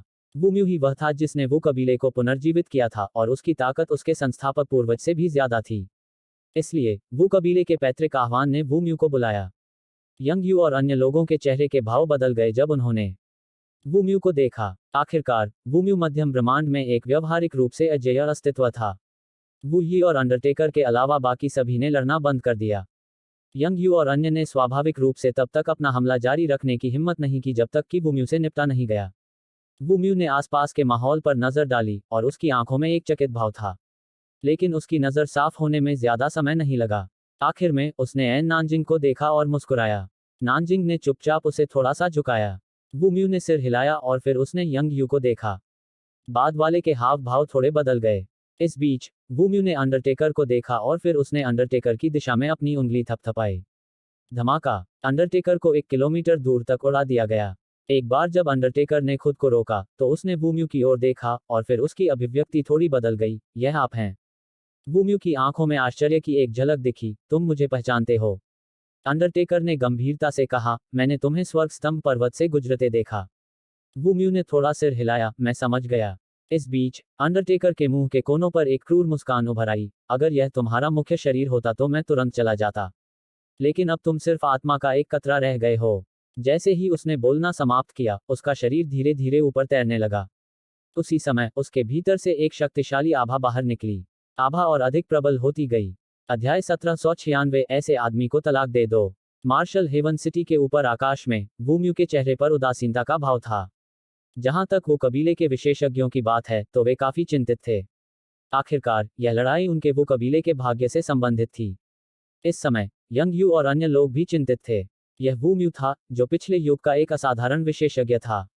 यदि अंडरटेकर वू म्यू से नहीं निपट सकता था, तो वू म्यू की आत्मा के इस धागे की ताकत के आधार पर वू म्यू के लिए अपने पक्ष के कई सच्चे क्षेत्र विशेषज्ञों का सफाया करना बिल्कुल आसान था। वे इतना नुकसान नहीं झेल सकते थे। अंडरटेकर के पीछे की राक्षसी छवि स्पष्ट होती जा रही थी और उसकी आभा मजबूत होती जा रही थी। लगभग 5 सांसों के बाद उसने अचानक अपना दाहिना हाथ आगे बढ़ाया। एक पल में मार्शल हेवन सिटी के ऊपर की जगह में एक विशाल ईथर हथेली दिखाई दी। यह बहुत बड़ी थी और कम से कम शहर के 2/3 हिस्से को कवर करती थी। हथेली से निकलने वाली शक्तिशाली आभा ने शहर के भीतर के स्थान को विकृत कर दिया। साथ ही यहाँ मौजूद सभी विशेषज्ञों को घुटन महसूस हुई। वे सांस नहीं ले पा रहे थे। शहर के वू कबीले के सदस्य इस घटना से हैरान रह गए। वे वू म्यू को देखते रहे और सोचने लगे कि क्या उनके पूर्वज इस हमले का विरोध कर सकते हैं। अगर यह वू म्यू का मुख्य शरीर होता तो निश्चित रूप से कोई समस्या नहीं होती। लेकिन समस्या यह थी कि यह वू म्यू का मुख्य शरीर नहीं था। इस बीच अंडरटेकर अचानक क्रोध से दहाड़ा और फिर उसने अपनी हथेली शहर की ओर पटक दी। जैसे ही उसकी हथेली नीचे गिरी, आकाश में स्थित विशाल आकाशीय हथेली भी हवा से नीचे उतर आई। इससे निकलने वाली शक्तिशाली आभा ऐसी लग रही थी मानो यह किसी भी क्षण मार्शल हेवन सिटी को नष्ट कर देगी। अचानक वू म्यू ने एक कदम आगे बढ़ाया और फिर एक अदृश्य आभा हवा में फैल गई। टकराना, एक विस्फोट हुआ और फिर हथेली से निकली आभा तुरंत बिखर गई। इस बीच विशाल ताड़ का पेड़ वू म्यू के ऊपर हवा में आ गया था। अचानक वू म्यू ने अपनी उंगली ऊपर की ओर टैप की, जिससे एक विशाल क्षेत्र में हिंसक रूप से कंपन होने लगा। धमाका। उसके बाद ऐसा लगा जैसे शहर के ऊपर आसमान में बिजली गिरी हो।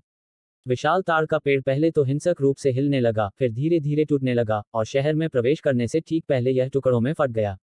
इस बीच वू म्यू ने अपना दाहिना हाथ हिलाया। एक पल में विस्फोट से ऊर्जा के टुकड़े नष्ट हो गए। पूरे शहर में तुरंत जय जयकार गूंज उठी। हालांकि आन नानजिंग, वू ये और अन्य लोगों के चेहरे उदास हो गए, क्योंकि उन्होंने देखा कि वू म्यू का शरीर अलौकिक होता जा रहा था। उनके सामने वू म्यू सिर्फ आत्मा का एक धागा था, इसलिए इसकी ताकत सीमित थी। इसके अलावा जितनी ज्यादा ऊर्जा खत्म होती, उतनी ही तेजी से आत्मा का ऐसा धागा गायब हो जाता। यंग यू और अन्य लोग इस बात से स्पष्ट रूप से अवगत थे, इसलिए उनकी आंखों में खुशी थी। अचानक वू म्यू ने एक कदम आगे बढ़ाया और फिर उसने अंडरटेकर की दिशा में अपनी उंगली टैप की। टकराना। रहस्यमयी ऊर्जा के एक तार से अंडरटेकर को 10 किलोमीटर दूर तक उड़ा दिया गया। सकना। जैसे ही उसने खुद को रोका, उसके मुंह से खून की धार बहने लगी। उसी समय सबने देखा कि उसके सीने पर खून से सना एक छेद हो गया था और वहां से लगातार खून बह रहा था। हालांकि वू म्यू का शरीर और भी अधिक अलौकिक हो गया। अंडरटेकर ने अपने मुंह के कोने पर लगे खून को पोंछा और वू म्यू की तरफ देखा, जैसा कि स्वर्ग स्तंभ पर्वत को पार करने वाले से उम्मीद की जाती है। तुम्हारी आत्मा का एक कतरा भी इतना मजबूत है। वू म्यू ने अंडरटेकर की ओर देखा। आप स्वर्ग स्तंभ पर्वत से हैं, तो आप मेरे शिष्य को पकड़ने की कोशिश क्यों कर रहे हैं? क्योंकि वह उस आदमी यांग यी को खुद को दिखाने के लिए मजबूर कर सकती है। अंडरटेकर ने कहा, उस आदमी के पास उच्च आयाम से एक तलवार है और यह बाधा के लिए खतरा पैदा करती है। वह तलवार। वू म्यू एक पल के लिए चुप हो गया और फिर उसने अंडरटेकर को देखा। वह तलवार बाधा के लिए खतरा पैदा करती है, लेकिन अगर आप मजबूत हैं, तो आपको तलवार की क्या जरूरत है? अंडरटेकर ने वू म्यू की आंखों में देखा। वह तुम हो। दूसरों को आंकने के लिए अपने खुद के मानकों का इस्तेमाल मत करो। मेरी वर्तमान ताकत के आधार पर मेरे पास सफल होने की 20% से भी कम संभावना है। लेकिन अगर मेरे पास वह तलवार है, तो यह कम से कम 40% संभावना तक बढ़ जाएगी। यह मेरे लिए एक अवसर है और यह हेवन पिलर माउंटेन में कई लोगों के लिए एक अवसर है। मैं हार नहीं मानूंगा और न ही वे हार मानेंगे। वू म्यू ने अपना सिर थोड़ा हिलाया। वह तलवार बहुत दयालु और परोपकारी तलवार है। अगर यह किसी अच्छे व्यक्ति के हाथ में पड़ जाए, तो वह व्यक्ति निश्चित रूप से बहुत भाग्य प्राप्त करेगा, लेकिन अगर यह किसी बुरे व्यक्ति के हाथ में पड़ जाए, तो उस व्यक्ति को अंतहीन परेशानियों का सामना करना पड़ेगा। यंग यू ने अचानक कहा, यांग ये एक दयालु या अच्छा व्यक्ति नहीं है। वू म्यू ने यंग यू की ओर देखा। यही कारण है कि उसे अंतहीन परेशानी का सामना करना पड़ता है। यंग यू कुछ कहना चाहता था, लेकिन वू म्यू ने उस पर कोई ध्यान नहीं दिया। वू म्यू ने वू ये को देखा और कहा, तुमने सही किया। भले ही वह हमारे वू कबीले से नहीं है, लेकिन वह मेरी शिष्या है। इसलिए वह वू कबीले के सदस्य से अलग नहीं है। उसे बचाने के लिए वू कबीले के पास जो कुछ भी है, उसका इस्तेमाल करो, समझे? सब कुछ। वू म्यू की बात सुनकर वू ये का चेहरा बदल गया। उसने कभी उम्मीद नहीं की थी कि उसके पूर्वज एन नानजिंग के बारे में इतना अच्छा सोचते होंगे। वह बोलने ही वाला था कि वू म्यू की नज़र यंग यू के समूह पर पड़ी और उसके हाव भाव तुरंत बदल गए। वू म्यू ने कहा, चूंकि आप आए हैं, तो कुछ पीछे छोड़कर भी जाइए। जैसे ही उसने बोलना समाप्त किया, उसका स्वरूप वहीं गायब हो गया। यह देखकर यंग यू के चेहरे पर अचानक से परिवर्तन आ गया। पीछे हटो, जल्दी करो। हालांकि बहुत देर हो चुकी थी। वू कबीले के विशेषज्ञों ने देखा कि यंग यू के पीछे खड़े लगभग 20 सच्चे क्षेत्र के विशेषज्ञ अचानक अलौकिक हो गए। कुछ ही पल बाद वे ऐसे गायब हो गए जैसे वे कभी अस्तित्व में ही न हों। इस बीच वू म्यू का शरीर और भी अधिक अलौकिक हो गया। वू म्यू ने एन नानजिंग की ओर देखा। अगर वह बच्चा यांग ये आज नहीं आता है, तो बस ऐसे आदमी को तलाक दे दो। जैसे ही उसने बोलना समाप्त किया, उसका शरीर हवा में गायब हो गया। वू कबीले के सभी विशेषज्ञों का दिल बैठ गया। इस बीच यंग यू और अन्य लोगों के चेहरे पर भी बेहद भद्दे भाव थे। वू म्यू के उस अंतिम हमले ने उन्हें भयानक नुकसान पहुंचाया था और यह बहुत गंभीर था। अचानक अंडरटेकर ने एन नानजिंग को देखा। उसने एक शब्द भी नहीं कहा और बस उसकी ओर बढ़ गया। उसी समय वू ये की आकृति उसके सामने प्रकट हुई। छोड़ो। जैसे ही उसने बोलना समाप्त किया, उसने अपना दाहिना पैर नीचे पटका और अंडरटेकर की ओर झपटा। छोड़ो। एन नानजिंग ने अपना सिर थोड़ा हिलाया। ऐसी परिस्थितियों में वह कैसे जा सकती थी। उसने स्काई स्प्लिट को पकड़ लिया और सुनहरी रोशनी की किरण में बदल गई जो मौके पर ही गायब हो गई और उसे यंग यू के समूह के सामने पहुंचने में बस एक पल लगा। हमला करो। यंग यू उदासीन रहा और उसने तुरंत दूसरों के साथ हमला कर दिया। मार डालो। इस बीच वू वेन की आवाज अचानक गूंजी और फिर वू कबीले के विशेषज्ञों ने हमला कर दिया। बस इसी तरह वे एक भयंकर युद्ध में प्रवेश कर गए। हालांकि वू कबीला अभी भी नुकसान में था। आखिरकार यंग कबीले ने 5 कुलों के कुलीनों को इकट्ठा किया था। लगभग 1 घंटे बाद धमाका। अचानक आसमान में एक जोरदार धमाका हुआ और फिर एक आकृति नीचे गिरी। यह वू यी की आकृति थी। भले ही वे दोनों सच्चे क्षेत्र के छठे चरण पर थे, लेकिन अंडरटेकर की तुलना में वू यी की ताकत बहुत कम थी। अंडरटेकर एक और हमला करने वाला था, लेकिन अचानक नानजिंग वू ये के सामने आ गई। वू ये बोलने ही वाला था कि अचानक उसने कहा, बड़े ये, वू वेन और बाकी लोगों की मदद करने जाओ। उसे मेरे पास छोड़ दो। वू ये ने अपना सिर हिलाया। अभी तुम उससे मुकाबला नहीं कर सकते। एन नानजिंग ने स्काई स्प्लिट पर अपनी पकड़ मजबूत कर ली। मुझे अभी भी लड़ना है। एल्द ये, आपको बस दूसरों के साथ समय बिताना है। हमारी मदद रास्ते में है। वू ये ने पूछा, यांग ये? नानजिंग ने सिर हिलाया। वू ये ने पूछा, क्या वह आएगा? एन नानजिंग ने जवाब दिया, बेशक। जैसे ही उसने बोलना समाप्त किया, वह वहीं गायब हो गई और अंडरटेकर के सामने आ गई। एक क्षण बाद स्काई स्प्लिट ने उस पर आगे बढ़कर हमला किया। अंडरटेकर के मुंह के कोनों पर उपहास की एक लकीर उभर आई। उसने अपनी दाहिनी मुट्ठी भींच ली और अलौकिक जानवर की छवि फिर से उसके पीछे प्रकट हुई। टकराना। स्काई स्प्लिट तुरंत मुड़ गया। एक पल बाद उसके पंच के भीतर की शक्तिशाली ताकत ने एन नानजिंग को 1 किलोमीटर से अधिक पीछे धकेल दिया। जैसे ही उसने खुद को रोका, अंडरटेकर उसके सामने आ गया। हालांकि उसकी प्रतिक्रिया बहुत तेज थी और अंडरटेकर के हमला करने से पहले ही स्काई स्प्लिट क्षैतिज रूप से आगे बढ़ गया। स्काई स्प्लिट के भीतर मौजूद शक्तिशाली बल ने उसके चारों ओर जगह को चीर दिया। इस बीच अंडरटेकर की मुट्ठी स्काई स्प्लिट पर जा गिरी। धमाका। एक विस्फोट हुआ और फिर नानजिंग 300 मीटर पीछे धकेल दिया गया, जबकि अंडरटेक को केवल 50 मीटर पीछे धकेल दिया गया। एक अंतराल। उनकी खेती में एक अंतर। अंडरटेकर ने उसकी ओर देखा। कहने की जरूरत नहीं है, तुम वाकई असाधारण प्रतिभाशाली हो और तुम स्वर्ग स्तंभ पर्वत में उन राक्षसी प्रतिभाशाली लोगों से जरा भी कम नहीं हो। दुर्भाग्य से तुम्हारी साधना बहुत कम है, इसलिए तुम मेरे मुकाबले में बहुत दूर हो। मैं और समय बर्बाद नहीं करना चाहता, इसलिए इसे खत्म करने का समय आ गया है। जैसे ही उसने बोलना समाप्त किया, एक गोलाकार ब्लेड जो कि सिकाडा के पंखों के समान पतला था, उसकी मुट्ठी में प्रकट हुआ और फिर वह एन नानजिंग के सामने प्रकट हुआ।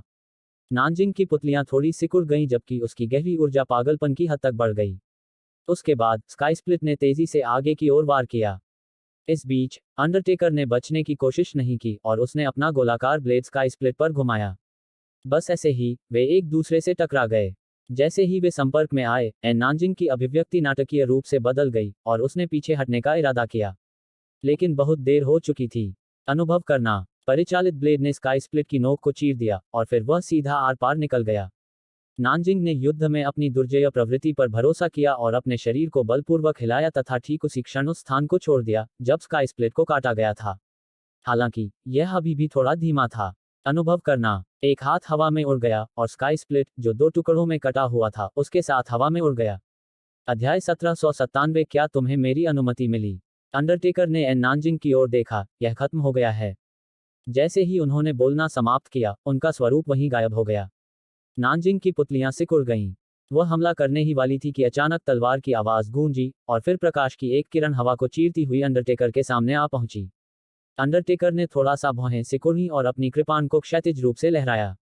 धमाका। एक विस्फोट हुआ और फिर अंडरटेकर 60 मीटर पीछे जा गिरा। इस समय यहां सभी ने लड़ना बंद कर दिया। वे एन नानजिंग को देख रहे थे, या अधिक सटीक रूप से कहें तो वे एन नानजिंग के सामने के क्षेत्र को देख रहे थे। हरे कपड़े पहने एक आदमी अचानक वहां आ गया। वो कबीले के विशेषज्ञ उसे देखकर बहुत खुश हुए और यांग यू के समूह के चेहरे पर अप्रिय भाव थे, क्योंकि यह यांग ये था। यांग ये यहाँ था। यांग ये के आगमन से वो कबीले ने राहत की सांस ली, क्योंकि अब उन्हें एक अवसर दिखाई दे रहा था। यांग ये की नज़र एन नानजिंग पर पड़ी। वह बहुत देर तक उसके खाली दाहिने कंधे को देखता रहा और फिर उसने कहा, देर से आने के लिए मुझे माफ करें। उसने अपना सिर थोड़ा हिलाया, तुम देर से नहीं आए हो। यांग ये ने एक गहरी सांस ली और यंग कबीले के समूह की ओर देखने लगा। यंग कबीला, ली कबीला, वान कबीला, लू कबीला और किन कबीला। मैं, यांग ये, अपनी आत्मा की कसम खाता हूं कि अगर मैंने आपके कबीलों का सफाया नहीं किया तो मैं 1,00,000 तीरों से घायल होने और मरने के लिए तैयार हूं। एक आत्मा शपथ। इस समय यंग कबीले के गठबंधन के सभी विशेषज्ञों के चेहरे पर उदासी छा गई थी, क्योंकि यांग यी ने अपनी आत्मा की कसम खा ली थी और यह दर्शाता था कि अब उनके बीच किसी भी तरह का समझौता असंभव था। या तो यांग यी या फिर उन्हें मरना था। इस बीच यांग ये ने धीरे से एन नानजिंग के बालों में कंघी की और फिर उसने 2 ऊर्जा मोती निकाले और उन्हें उसके पास भेज दिया। आराम करो। मैं गारंटी देता हूं कि मैं उस व्यक्ति को सजा दूंगा जिसने तुम्हें नुकसान पहुंचाया है। नानजिंग ने उसकी ओर देखा और धीरे से कहा, सावधान रहो। जैसे ही उसने बोलना समाप्त किया, उसने ऊर्जा मोती ले लिए और एक तरफ चली गई। उसने अभी अभी जो निरंतर लड़ाई लड़ी थी, उसमें उसकी बहुत सारी शक्ति समाप्त हो गई थी। अब उसे ठीक होना था। इस बीच यांग ये ने अंडरटेकर की तरफ देखा। अंडरटेकर ने यांग ये को देखा और कहा, तुम यांग ये हो? तुम। उसकी आवाज अचानक बंद हो गई, क्योंकि यांग ये मौके पर ही गायब हो गया था और तलवार उसके माथे से सिर्फ आधा इंच पहले आ पहुंची थी। ठीक उसी समय जब तलवार उसके माथे को चीरने वाली थी, अंडरटेकर वहीं गायब हो गया और जब वह फिर से प्रकट हुआ तो वह यांग ये के पीछे था। उसके बाद एक सिकाडा के पंख जितनी पतली ब्लेड यांग ये की गर्दन की ओर चली गई। यांग ये अचानक घूमा और उसकी तलवार नीचे उतरी। टकराना। जैसे ही वे एक दूसरे के संपर्क में आए, उनके आसपास की जगह हिंसक रूप से हिल गई और फिर दोनों को बार बार पीछे की ओर धकेला गया। यांग यी को 1 किलोमीटर से ज्यादा पीछे धकेल दिया गया जबकि अंडरटेकर को 300 मीटर भी पीछे नहीं धकेला गया। इस टक्कर में स्पष्टतः अंडरटेकर का पलड़ा भारी था। हालांकि अंडरटेकर की आंखों में एक गंभीर भाव प्रकट हुआ, प्रबुद्ध पद पर ध्यान। कितना अविश्वसनीय। यांग ये ने अपनी तलवार पर नजर डाली। इस समय यह वास्तव में थोड़ा अलौकिक हो गया था। यांग ये एक पल के लिए चुप हो गया और फिर उसने अंडरटेकर की तलवार पर नजर डाली। उसकी आंखों में जिज्ञासा का एक निशान था। वह ब्लेड क्या है? यह स्काई स्प्लिट को भी चीर सकता है और मेरी तलवार का अग्रगामी भाग भी टूट गया होता यदि इसे 2 प्रबुद्ध रैंक के रादों द्वारा संरक्षित नहीं किया गया होता। यांग ये कुछ देर के लिए चुप हो गया और फिर उसने तलवार की जगह लकड़ी की तलवार ले ली। जैसे ही उसने लकड़ी की तलवार देखी, अंडरटेकर की आंखें इच्छा से जल उठी। वह तलवार मुझे सौंप दो और मैं तुम्हें छोड़ दूंगा। नहीं तो। वह अभी अपनी बात पूरी भी नहीं कर पाया था कि यांग ये वहीं गायब हो गया। प्रकाश की एक किरण चमकी। एक क्षण बाद अंडरटेकर के माथे से कुछ इंच की दूरी पर एक ठंडी रोशनी का धब्बा दिखाई दिया। अंडरटेकर की आंखें तुरंत बर्फीली हो गईं और फिर उसने अपना सिर एक तरफ कर लिया। ठंडी रोशनी का एक छोटा सा कण उसके कान के पास चमक उठा। उसी समय उसने अपना दाहिना पैर थोड़ा मोड़ा और यांग यी के पेट पर अपना ब्लेड लहराया। अगर यह यांग यी को लग जाए तो वह निश्चित रूप से 2 टुकड़ों में कट जाएगा। जब सभी सोच रहे थे कि यांग ये बच निकलेगा या अपना बचाव करेगा, तब यांग ये ने कुछ ऐसा किया जिससे सभी आश्चर्यचकित हो गए। उसने चकमा नहीं दिया और केवल लकड़ी की तलवार घुमाई। क्या वह अपने प्रतिद्वंद्वी को मारने के लिए खुद को बलिदान करने का इरादा रखता है? ऐसा विचार सभी के मन में आया। इस बीच जब दर्शकों को लगा कि अंडरटेकर खुद का बचाव करेंगे, तो वे फिर से हैरान रह गए, क्योंकि उन्होंने ऐसा नहीं किया और यांग यी के पेट पर वार करना जारी रखा। ठीक इसी तरह यांग ये की तलवार अंडरटेकर की गर्दन पर लगी, जबकि अंडरटेकर का ब्लेड यांग ये के पेट पर लगा। Bang bang. 2 धमाके हुए और फिर दोनों को लगभग 300 मीटर पीछे धकेल दिया गया। वे सुरक्षित हैं। सभी दर्शक दंग रह गए। उन्हें यह समझने में देर नहीं लगी कि ऐसा क्यों हुआ। यांग यी की छाती के सामने अचानक एक रक्त लाल कवच दिखाई दिया। यह वह कवच था जो लाल पोशाक वाली महिला ने उसे मोमेंट माउंटेन में दिया था। अंडरटेकर के लिए उसके पास भी एक बैंगनी चमड़े का कवच दिखाई दिया था और यह अजीब प्रतीकों से ढका हुआ था। इससे पहले यह वह कवच था जिसने यांग यी के घातक हमले को रोका था। ओह। कुछ देर की खामोशी छा गई और फिर तलवार की आवाज गूंजी, जिसके बाद यांग ये वहीं गायब हो गया। जब वह फिर से प्रकट हुआ तो वह अंडरटेकर के सामने था और फिर लकड़ी की तलवार ने भयानक ऊर्जा की एक किरण को नीचे गिरा दिया। इसे यांग यी का सबसे शक्तिशाली आक्रमण कहा जा सकता है, जबकि इसमें अन्य बाहरी शक्तियों पर निर्भर रहने की आवश्यकता नहीं थी। 2 प्रबुद्ध रैंक इरादे, कुछ कानून और उसकी शारीरिक शक्ति। दरार। जैसे ही उसकी तलवार नीचे उतरी, ऐसा लगा जैसे अंतरिक्ष में मकड़ी का जाला फैल रहा हो। अंडरटेकर की आंखों में एक भयानक चमक चमक उठी। वह स्वाभाविक रूप से चकमा नहीं देगा और उसने अपने ब्लेड को ऊपर की ओर उछालने में संकोच नहीं किया। सीधी टक्कर। टकराना। जैसे ही वे संपर्क में आए, उनके आसपास के विशाल क्षेत्र में अंतरिक्ष ढह गया। हालांकि अंतरिक्ष के ढहने से वे नहीं रुके। इसके विपरीत यांग यी ने ब्लैक होल पर भरोसा किया कि वह और भी मजबूत हो जाएगा। लेकिन अचानक ब्लैक होल के अंदर से एक जोरदार धमाका हुआ और फिर अचानक वह कांपने लगा। कुछ ही पल बाद प्रकाश की अनगिनत किरणें टिमटिमाने लगीं और एक दूसरे से टकराने लगीं। ब्लैक होल से निकलने वाली शक्तिशाली ऊर्जा ने सभी अन्य विशेषज्ञों को पीछे हटने पर मजबूर कर दिया। वे बिना पलक झपकाए ब्लैक होल को घूरते रहे। अगर यांग ये हार गए तो यह स्पष्ट था कि वो कबीले का इस ब्रह्मांड से सफाया हो सकता है। टकराना। अचानक ब्लैक होल के भीतर से एक और जोरदार धमाका हुआ और फिर प्रकाश की किरणें धीरे धीरे कम होने लगीं। लगभग 10 सांसों के बाद सब कुछ शांत हो गया। स्वर्ग और पृथ्वी के नियमों द्वारा ब्लैक होल की मरम्मत भी हो गई थी। यह सामान्य हो गया था। यांग यी और अंडरटेकर की आकृतियां फिर से सबके सामने आईं। इस समय यांग ये स्पष्ट रूप से अनुकूल स्थिति में नहीं था।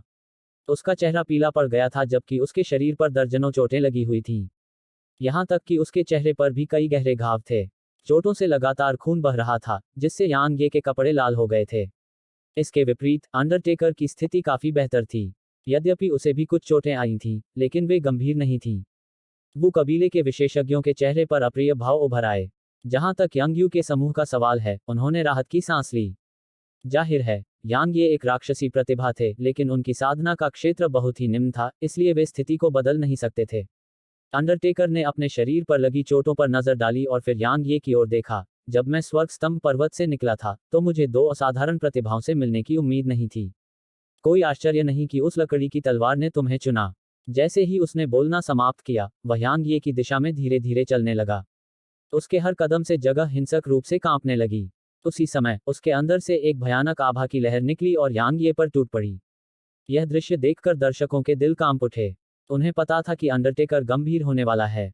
इस बीच यांग यी ने एक कदम आगे बढ़ाया और फिर दो इरादे उसके पास से निकले और वास्तव में अंडरटेकर की आभा को रोक दिया। उसी समय यांग ये ने लकड़ी की तलवार छोड़ दी। तलवार उसके सामने तैरती रही, जबकि उसने अपना बायां हाथ अपने दाहिने हाथ पर चिपके ताबीज पर रखा। यांग ये ने बिना किसी हिचकिचाहट के उसे धीरे से फाड़ दिया और फिर उसकी दाहिनी मुट्ठी खुल गई। लकड़ी की तलवार उड़कर उसकी मुट्ठी में आ गई। जैसे ही उसने उसे अपनी मुट्ठी में लिया, लकड़ी की तलवार जोर से हिलने लगी और तलवारों की आवाजें लगातार गूंजने लगीं। सभी ने यांग ये के दाहिने हाथ को देखा। इस समय सभी को उसमें से एक भयावह आभा आती हुई महसूस हुई। वह शक्ति दाहिने हाथ से आती थी। ताकत। यांग ये ने अपनी आंखें बंद कर लीं और उसका शरीर कांप रहा था। इस समय उसे ऐसा लग रहा था जैसे उसका पूरा शरीर ताकत से भर गया हो। एक पल की खामोशी छा गई और फिर यांग ये ने अचानक अपनी आंखें खोली और अंडरटेकर की ओर देखा। आओ, मेरा एक हमला आजमाओ। जैसे ही उसने बोलना समाप्त किया, उसने अपना दाहिना पैर नीचे पटका और वहीं गायब हो गया। अंडरटेकर की आंखें थोड़ी सिकुड़ गईं और फिर वह प्रकाश की किरण में बदल गया जो उसी समय गायब हो गया। धमाका। एक तेज धमाका हुआ और फिर अंडरटेकर 3 किलोमीटर दूर जा गिरा। जैसे ही उसने खुद को रोका, उसके मुंह के एक कोने से लाल रंग की एक धार निकली। उसी समय उसका ब्लेड कांप उठा और टुकड़ों में बदल गया जो जमीन पर बिखर गए। यह दृश्य देखकर यंग यू और अन्य लोगों के चेहरे पर बहुत ही अप्रिय भाव आ गए और यंग यू को गंभीरतापूर्वक आदेश देने में बस एक क्षण ही लगा, पीछे हटो। उसके पीछे खड़े अन्य लोगों ने उसकी आवाज सुनते ही वहां से चले जाने का इरादा कर लिया। पीछे हटो। अचानक यांग ये ने उनकी ओर देखा और जोर से मुस्कुराया। क्या तुम्हें मेरी अनुमति मिल गई? अध्याय 1798 बदला लेना चाहते हैं। यंग यू ने पीछे हटने का निर्णय इसलिए लिया था क्योंकि उसके अंतर्ज्ञान ने उसे बताया था कि यदि वे अभी ऐसा नहीं करेंगे तो शायद पीछे नहीं हट पाएंगे। हालांकि अंडरटेकर अभी तक नहीं हारा था, लेकिन वर्तमान स्थिति के आधार पर वह यांग यी को भी कुछ नहीं कर सकता था। इसके अलावा अंडरटेकर स्वयं भी खतरे में हो सकता है। एक बार जब अंडरटेकर हार जाता या मारा जाता, तो उन्हें वू कबीले के छठे चरण के सच्चे दायरे के विशेषज्ञ यांग ये और एन नानजिंग का सामना करना पड़ता। इसके अलावा एक बार जब यांग ये और एन नानजिंग सेना में शामिल हो जाते, तो उनके पास भागने के अलावा कोई विकल्प नहीं होता।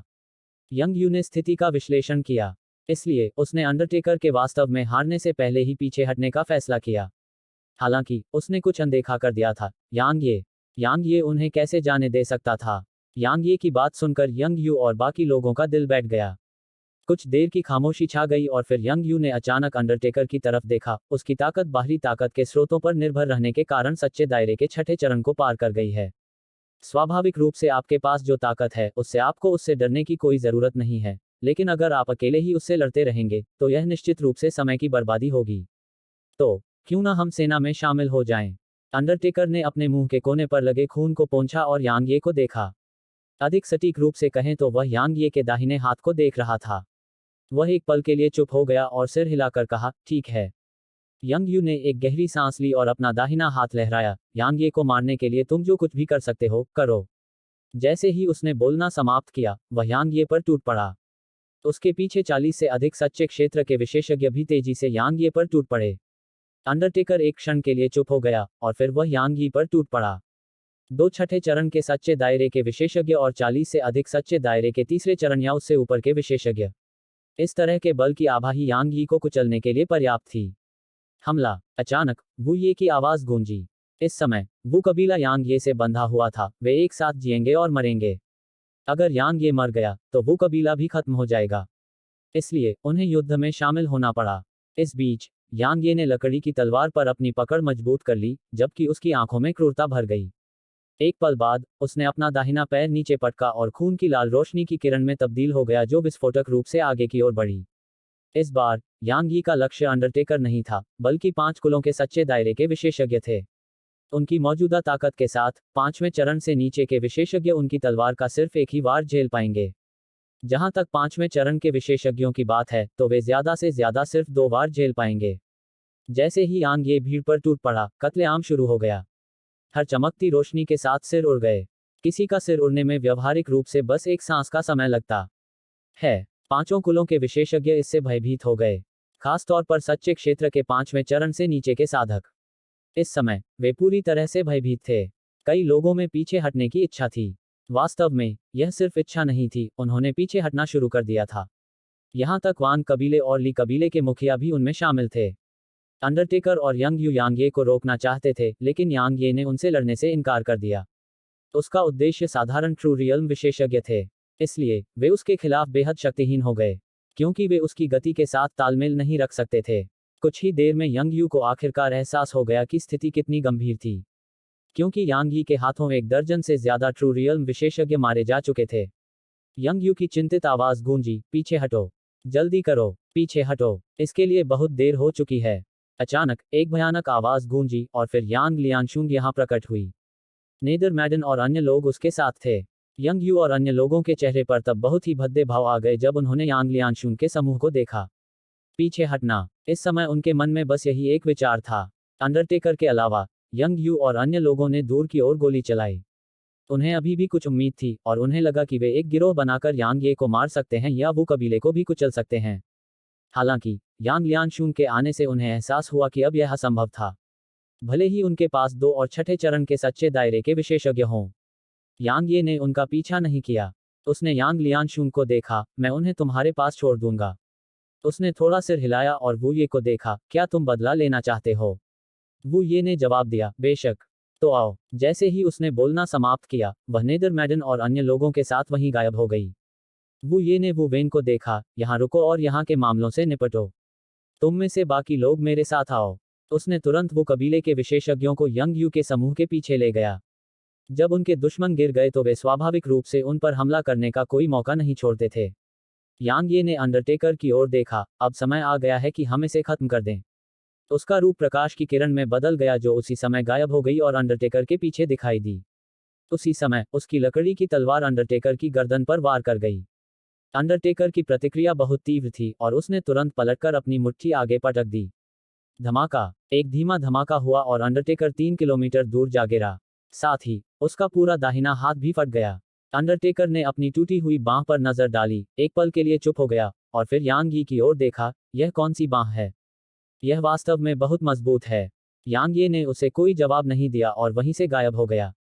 अंडरटेकर की आंखों में एक भयानक चमक चमक उठी और फिर वह हवा में ऊपर उठ गया, जबकि उसके पीछे एक भयंकर जानवर की छवि दिखाई दी। उसके बाद उसने अपना दाहिना हाथ पकड़ लिया और उसे आगे की ओर पटक दिया।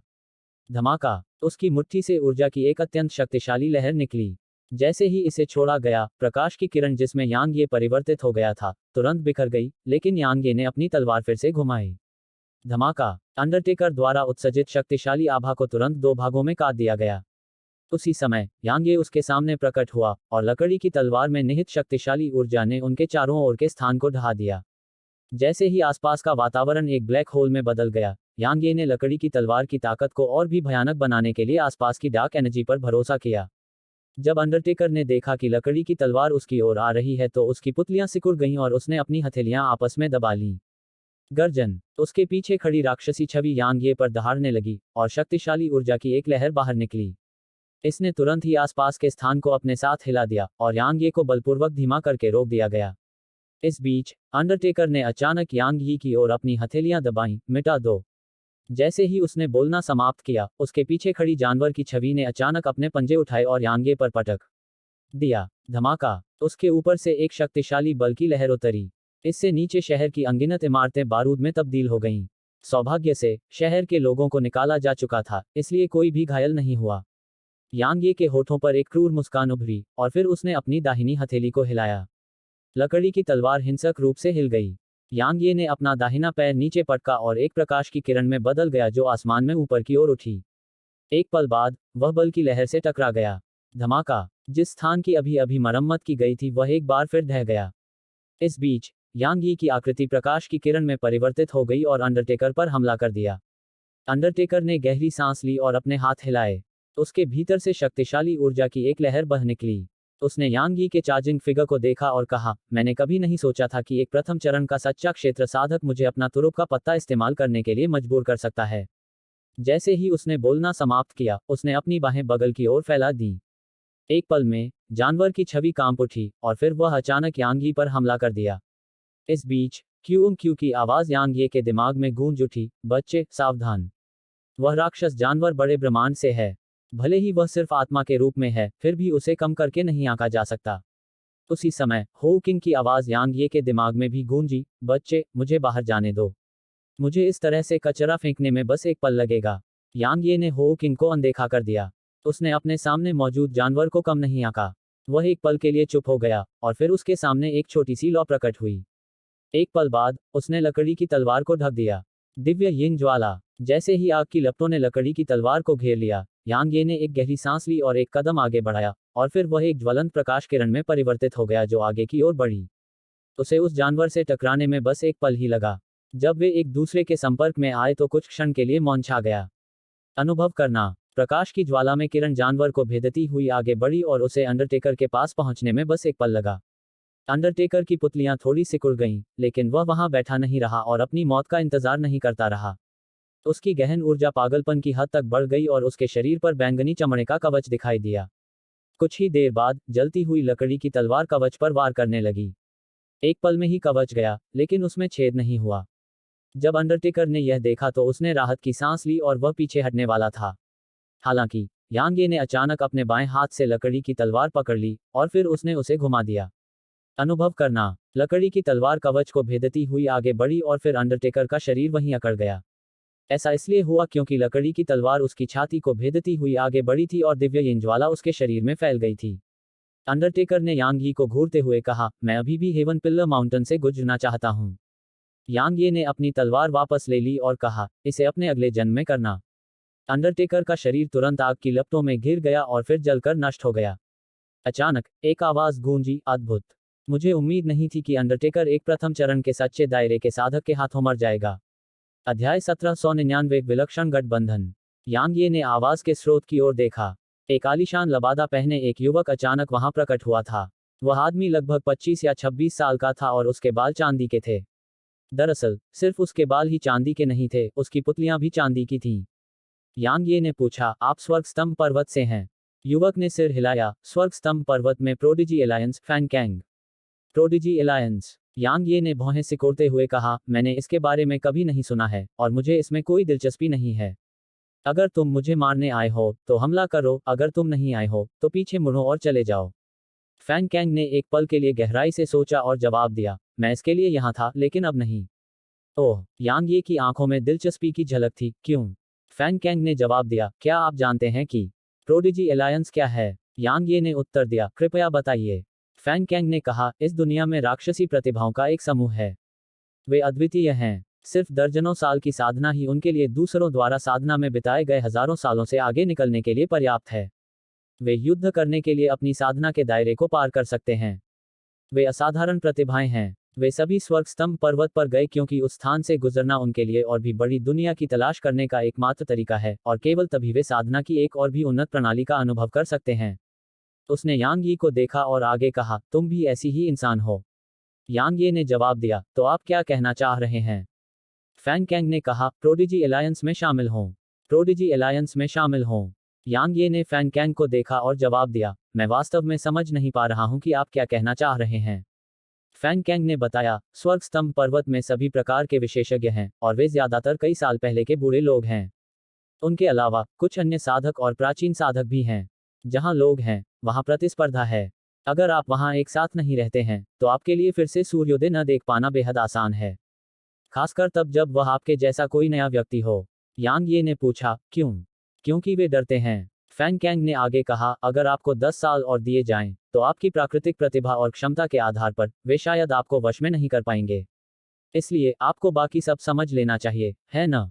यांग ये थोड़ी देर के लिए चुप हो गए और जवाब दिया, प्रोडिजी अलायंस में शामिल होने का क्या लाभ है? फैंग कैंग ने अपना सिर थोड़ा हिलाया, इस सब के बारे में सोचने का यह तरीका गलत है। सबसे पहले आपको यह सोचना चाहिए कि आप प्रोडिजी अलायंस को क्या दे सकते हैं। सब कुछ दोनों तरफ से होता है।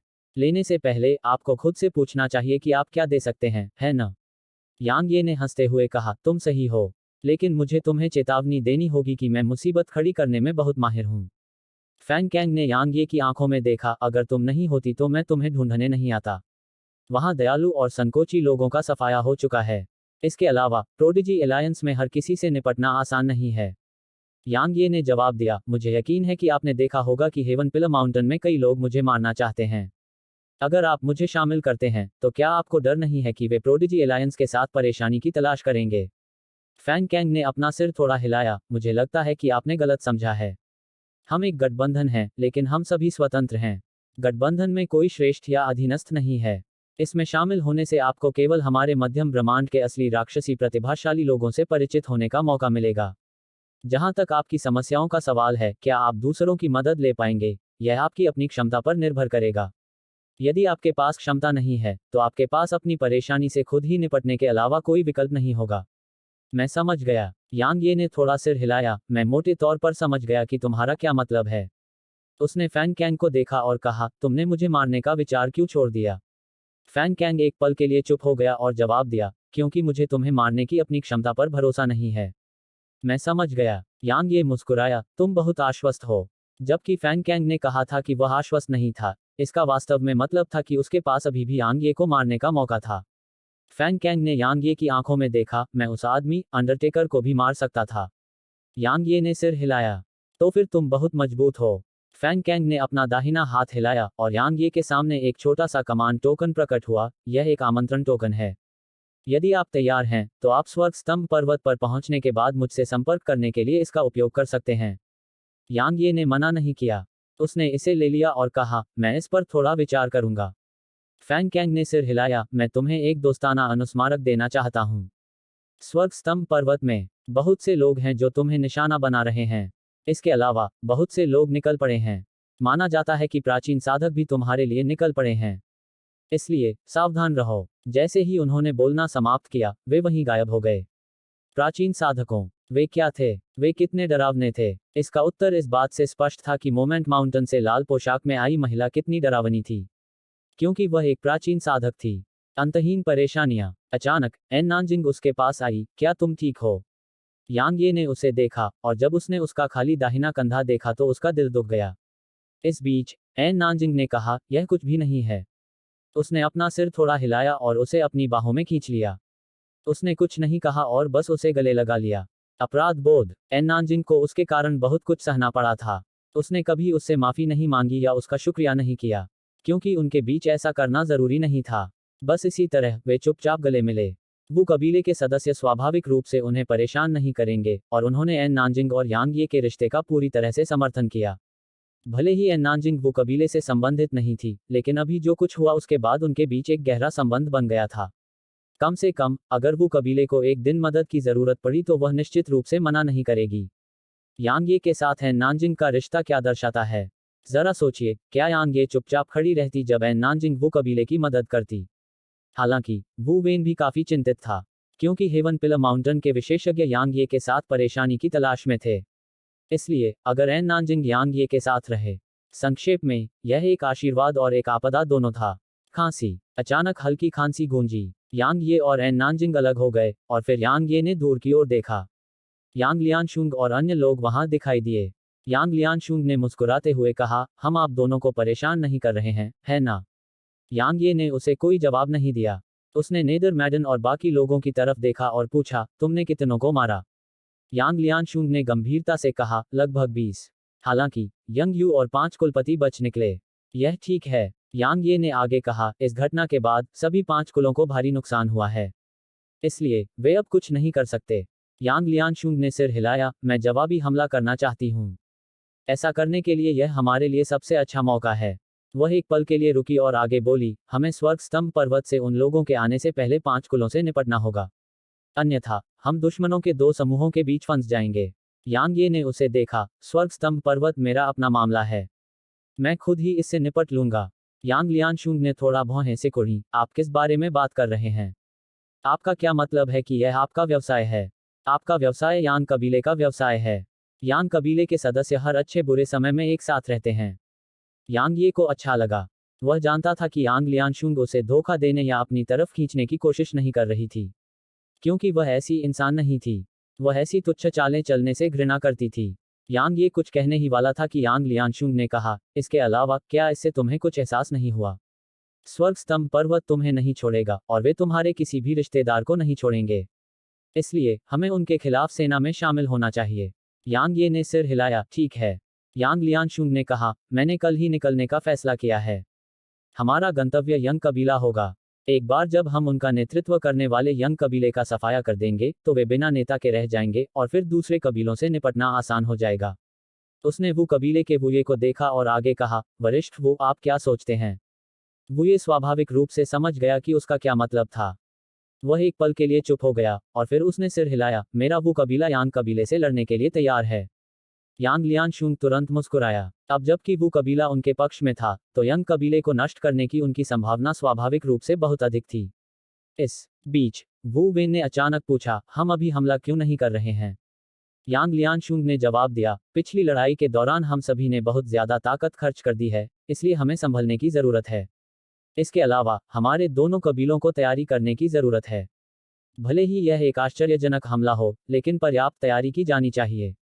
एक दिन काफी है। उन्होंने अपनी सहमति प्रदर्शित करने के लिए सिर हिलाया। यांग लियांशुंग ने वुये को देखा, वरिष्ठ वो क्या हम विवरण पर चर्चा करें? वुये ने थोड़ा सिर हिलाया, कृपया मेरे साथ आओ। जैसे ही उन्होंने बोलना समाप्त किया, वे वहीं गायब हो गए। यांग ये ने नेदर मैडन के समूह को देखा और फिर उसने उन्हें 20 ऊर्जा मोती फेंके, आराम करो। मुझे कल भी तुम्हारी मदद की जरूरत होगी। वह स्वाभाविक रूप से उनकी मदद लेने में संकोच करेगा, और न ही यह आवश्यक था। उन्होंने ऊर्जा मोती ले लिया और मौके पर ही गायब हो गए। इस बार वे यांग ये की सहायता पाने के लिए यहाँ आए थे, लेकिन वे यांग ये की सहायता करने के लिए भी यहाँ आए थे।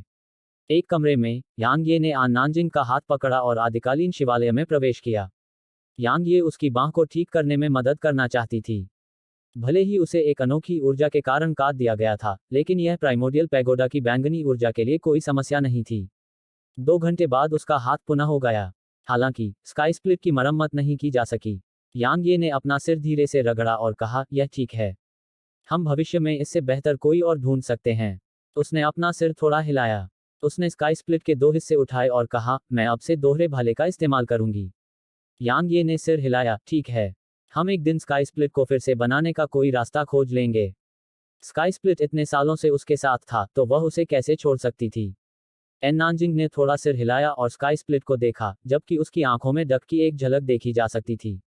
यांग ये बोलने ही वाला था कि अचानक उसकी भौहें तन गईं और फिर वह प्राइमोडियल पैगोडा से चला गया। उसके कमरे में एक व्यक्ति था, यांग लियांशुंग। यांग ये ने पूछा, यह क्या है? उसने जवाब दिया, यंग कबीले ने किसी को भेजा है। यांग ये ने पूछा, क्यों? उसने उसकी ओर देखा और कहा, शांति की तलाश में। शांति। अध्याय 1800। क्या इसके लिए अब बहुत देर नहीं हो चुकी है? शांति कहने की जरूरत नहीं कि यांग यी ने जब उसकी बात सुनी तो वह दंग रह गया, क्योंकि उसने उम्मीद नहीं की थी कि वे शांति की मांग करेंगे। एक क्षण बाद यांग ये ठंडी हंसी हंसा, शांति? वे अब केवल उसी के बारे में सोच रहे हैं। भाड़ में जाए उन्हें। यंग कबीले को पिछली लड़ाई के बाद भारी नुकसान उठाना पड़ा था और उन्हें आराम करने और स्वस्थ होने के लिए समय की आवश्यकता थी। इसलिए शांति की तलाश करना एक झूठ था और उनका असली इरादा स्वस्थ होना था। एक बार जब वे इस पर काबू पा लेते तो वे निश्चित रूप से यांग ये की पीठ में छुरा घोंप देते। यांग लियांशुंग ने उसकी ओर देखा, तुम इसे अस्वीकार करने का इरादा रखते हो, है ना?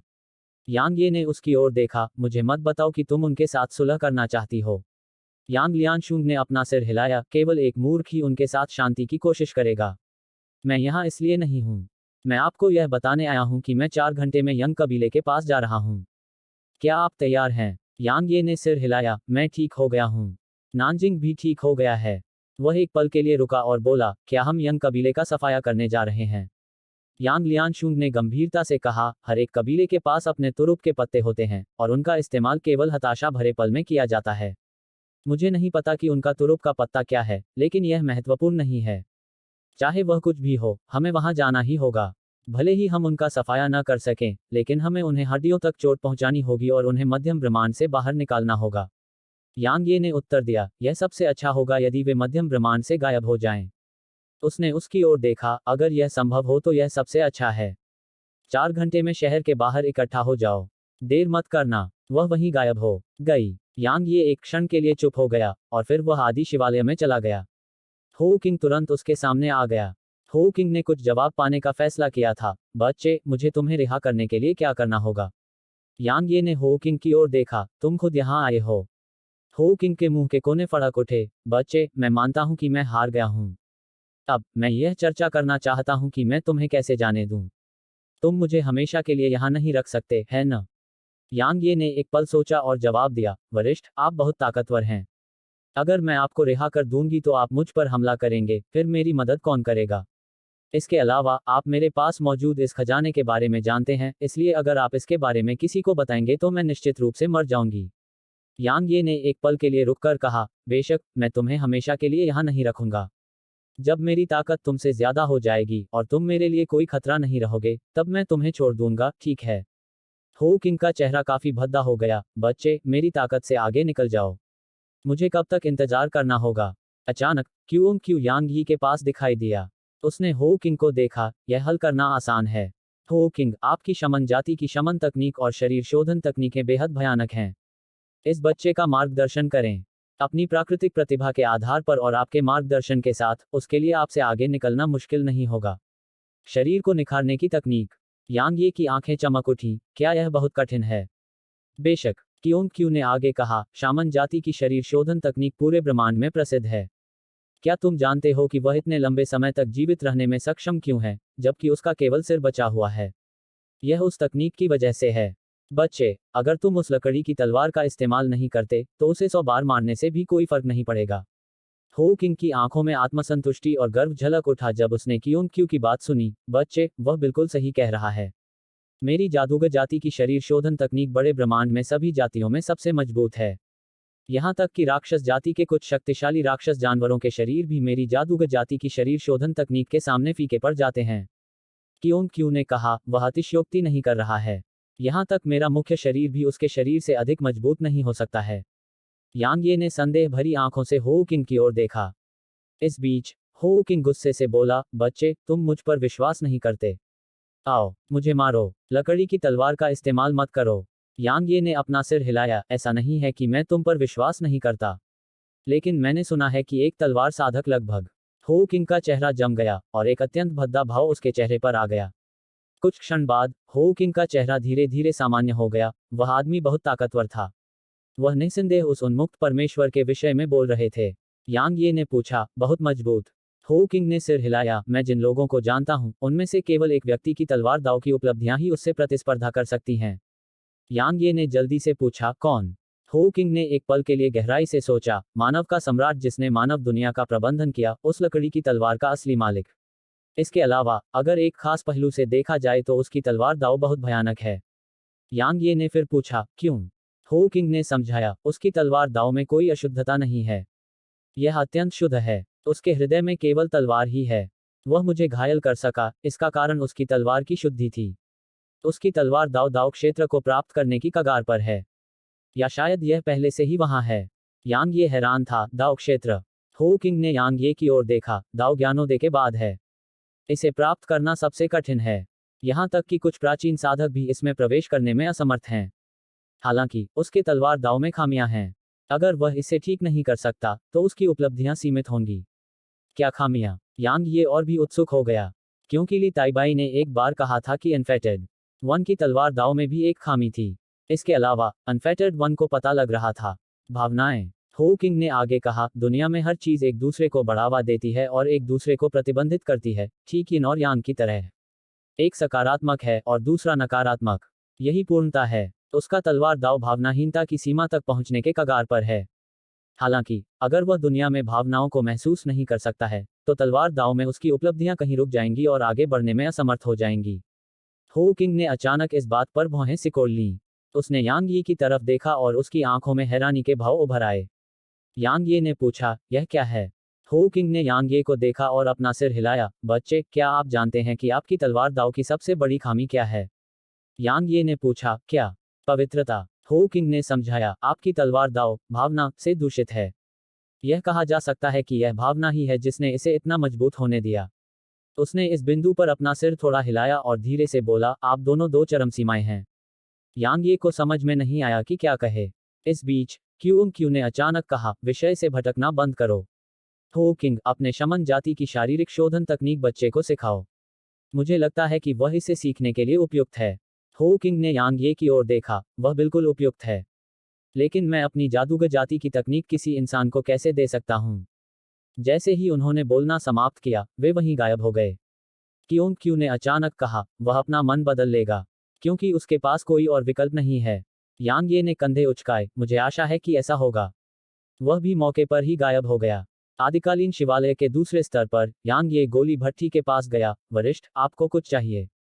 दिव्य यिन ज्वाला ने गंभीरता से कहा, बच्चे, तुम्हें क्यू और हो किंग दोनों से सावधान रहना होगा। तुम्हारे पास मानव जाति का एक अनमोल खजाना है। अगर इसकी खबर फैल गई, तो जादूगर जाति और दानव जाति के अनगिनत विशेषज्ञ तुम्हारे पास आएंगे। बच्चे, मेरा विश्वास करो, तुम ऐसा बिल्कुल नहीं चाहते हो। यांग ये ने सिर हिलाया, मैं समझ गया।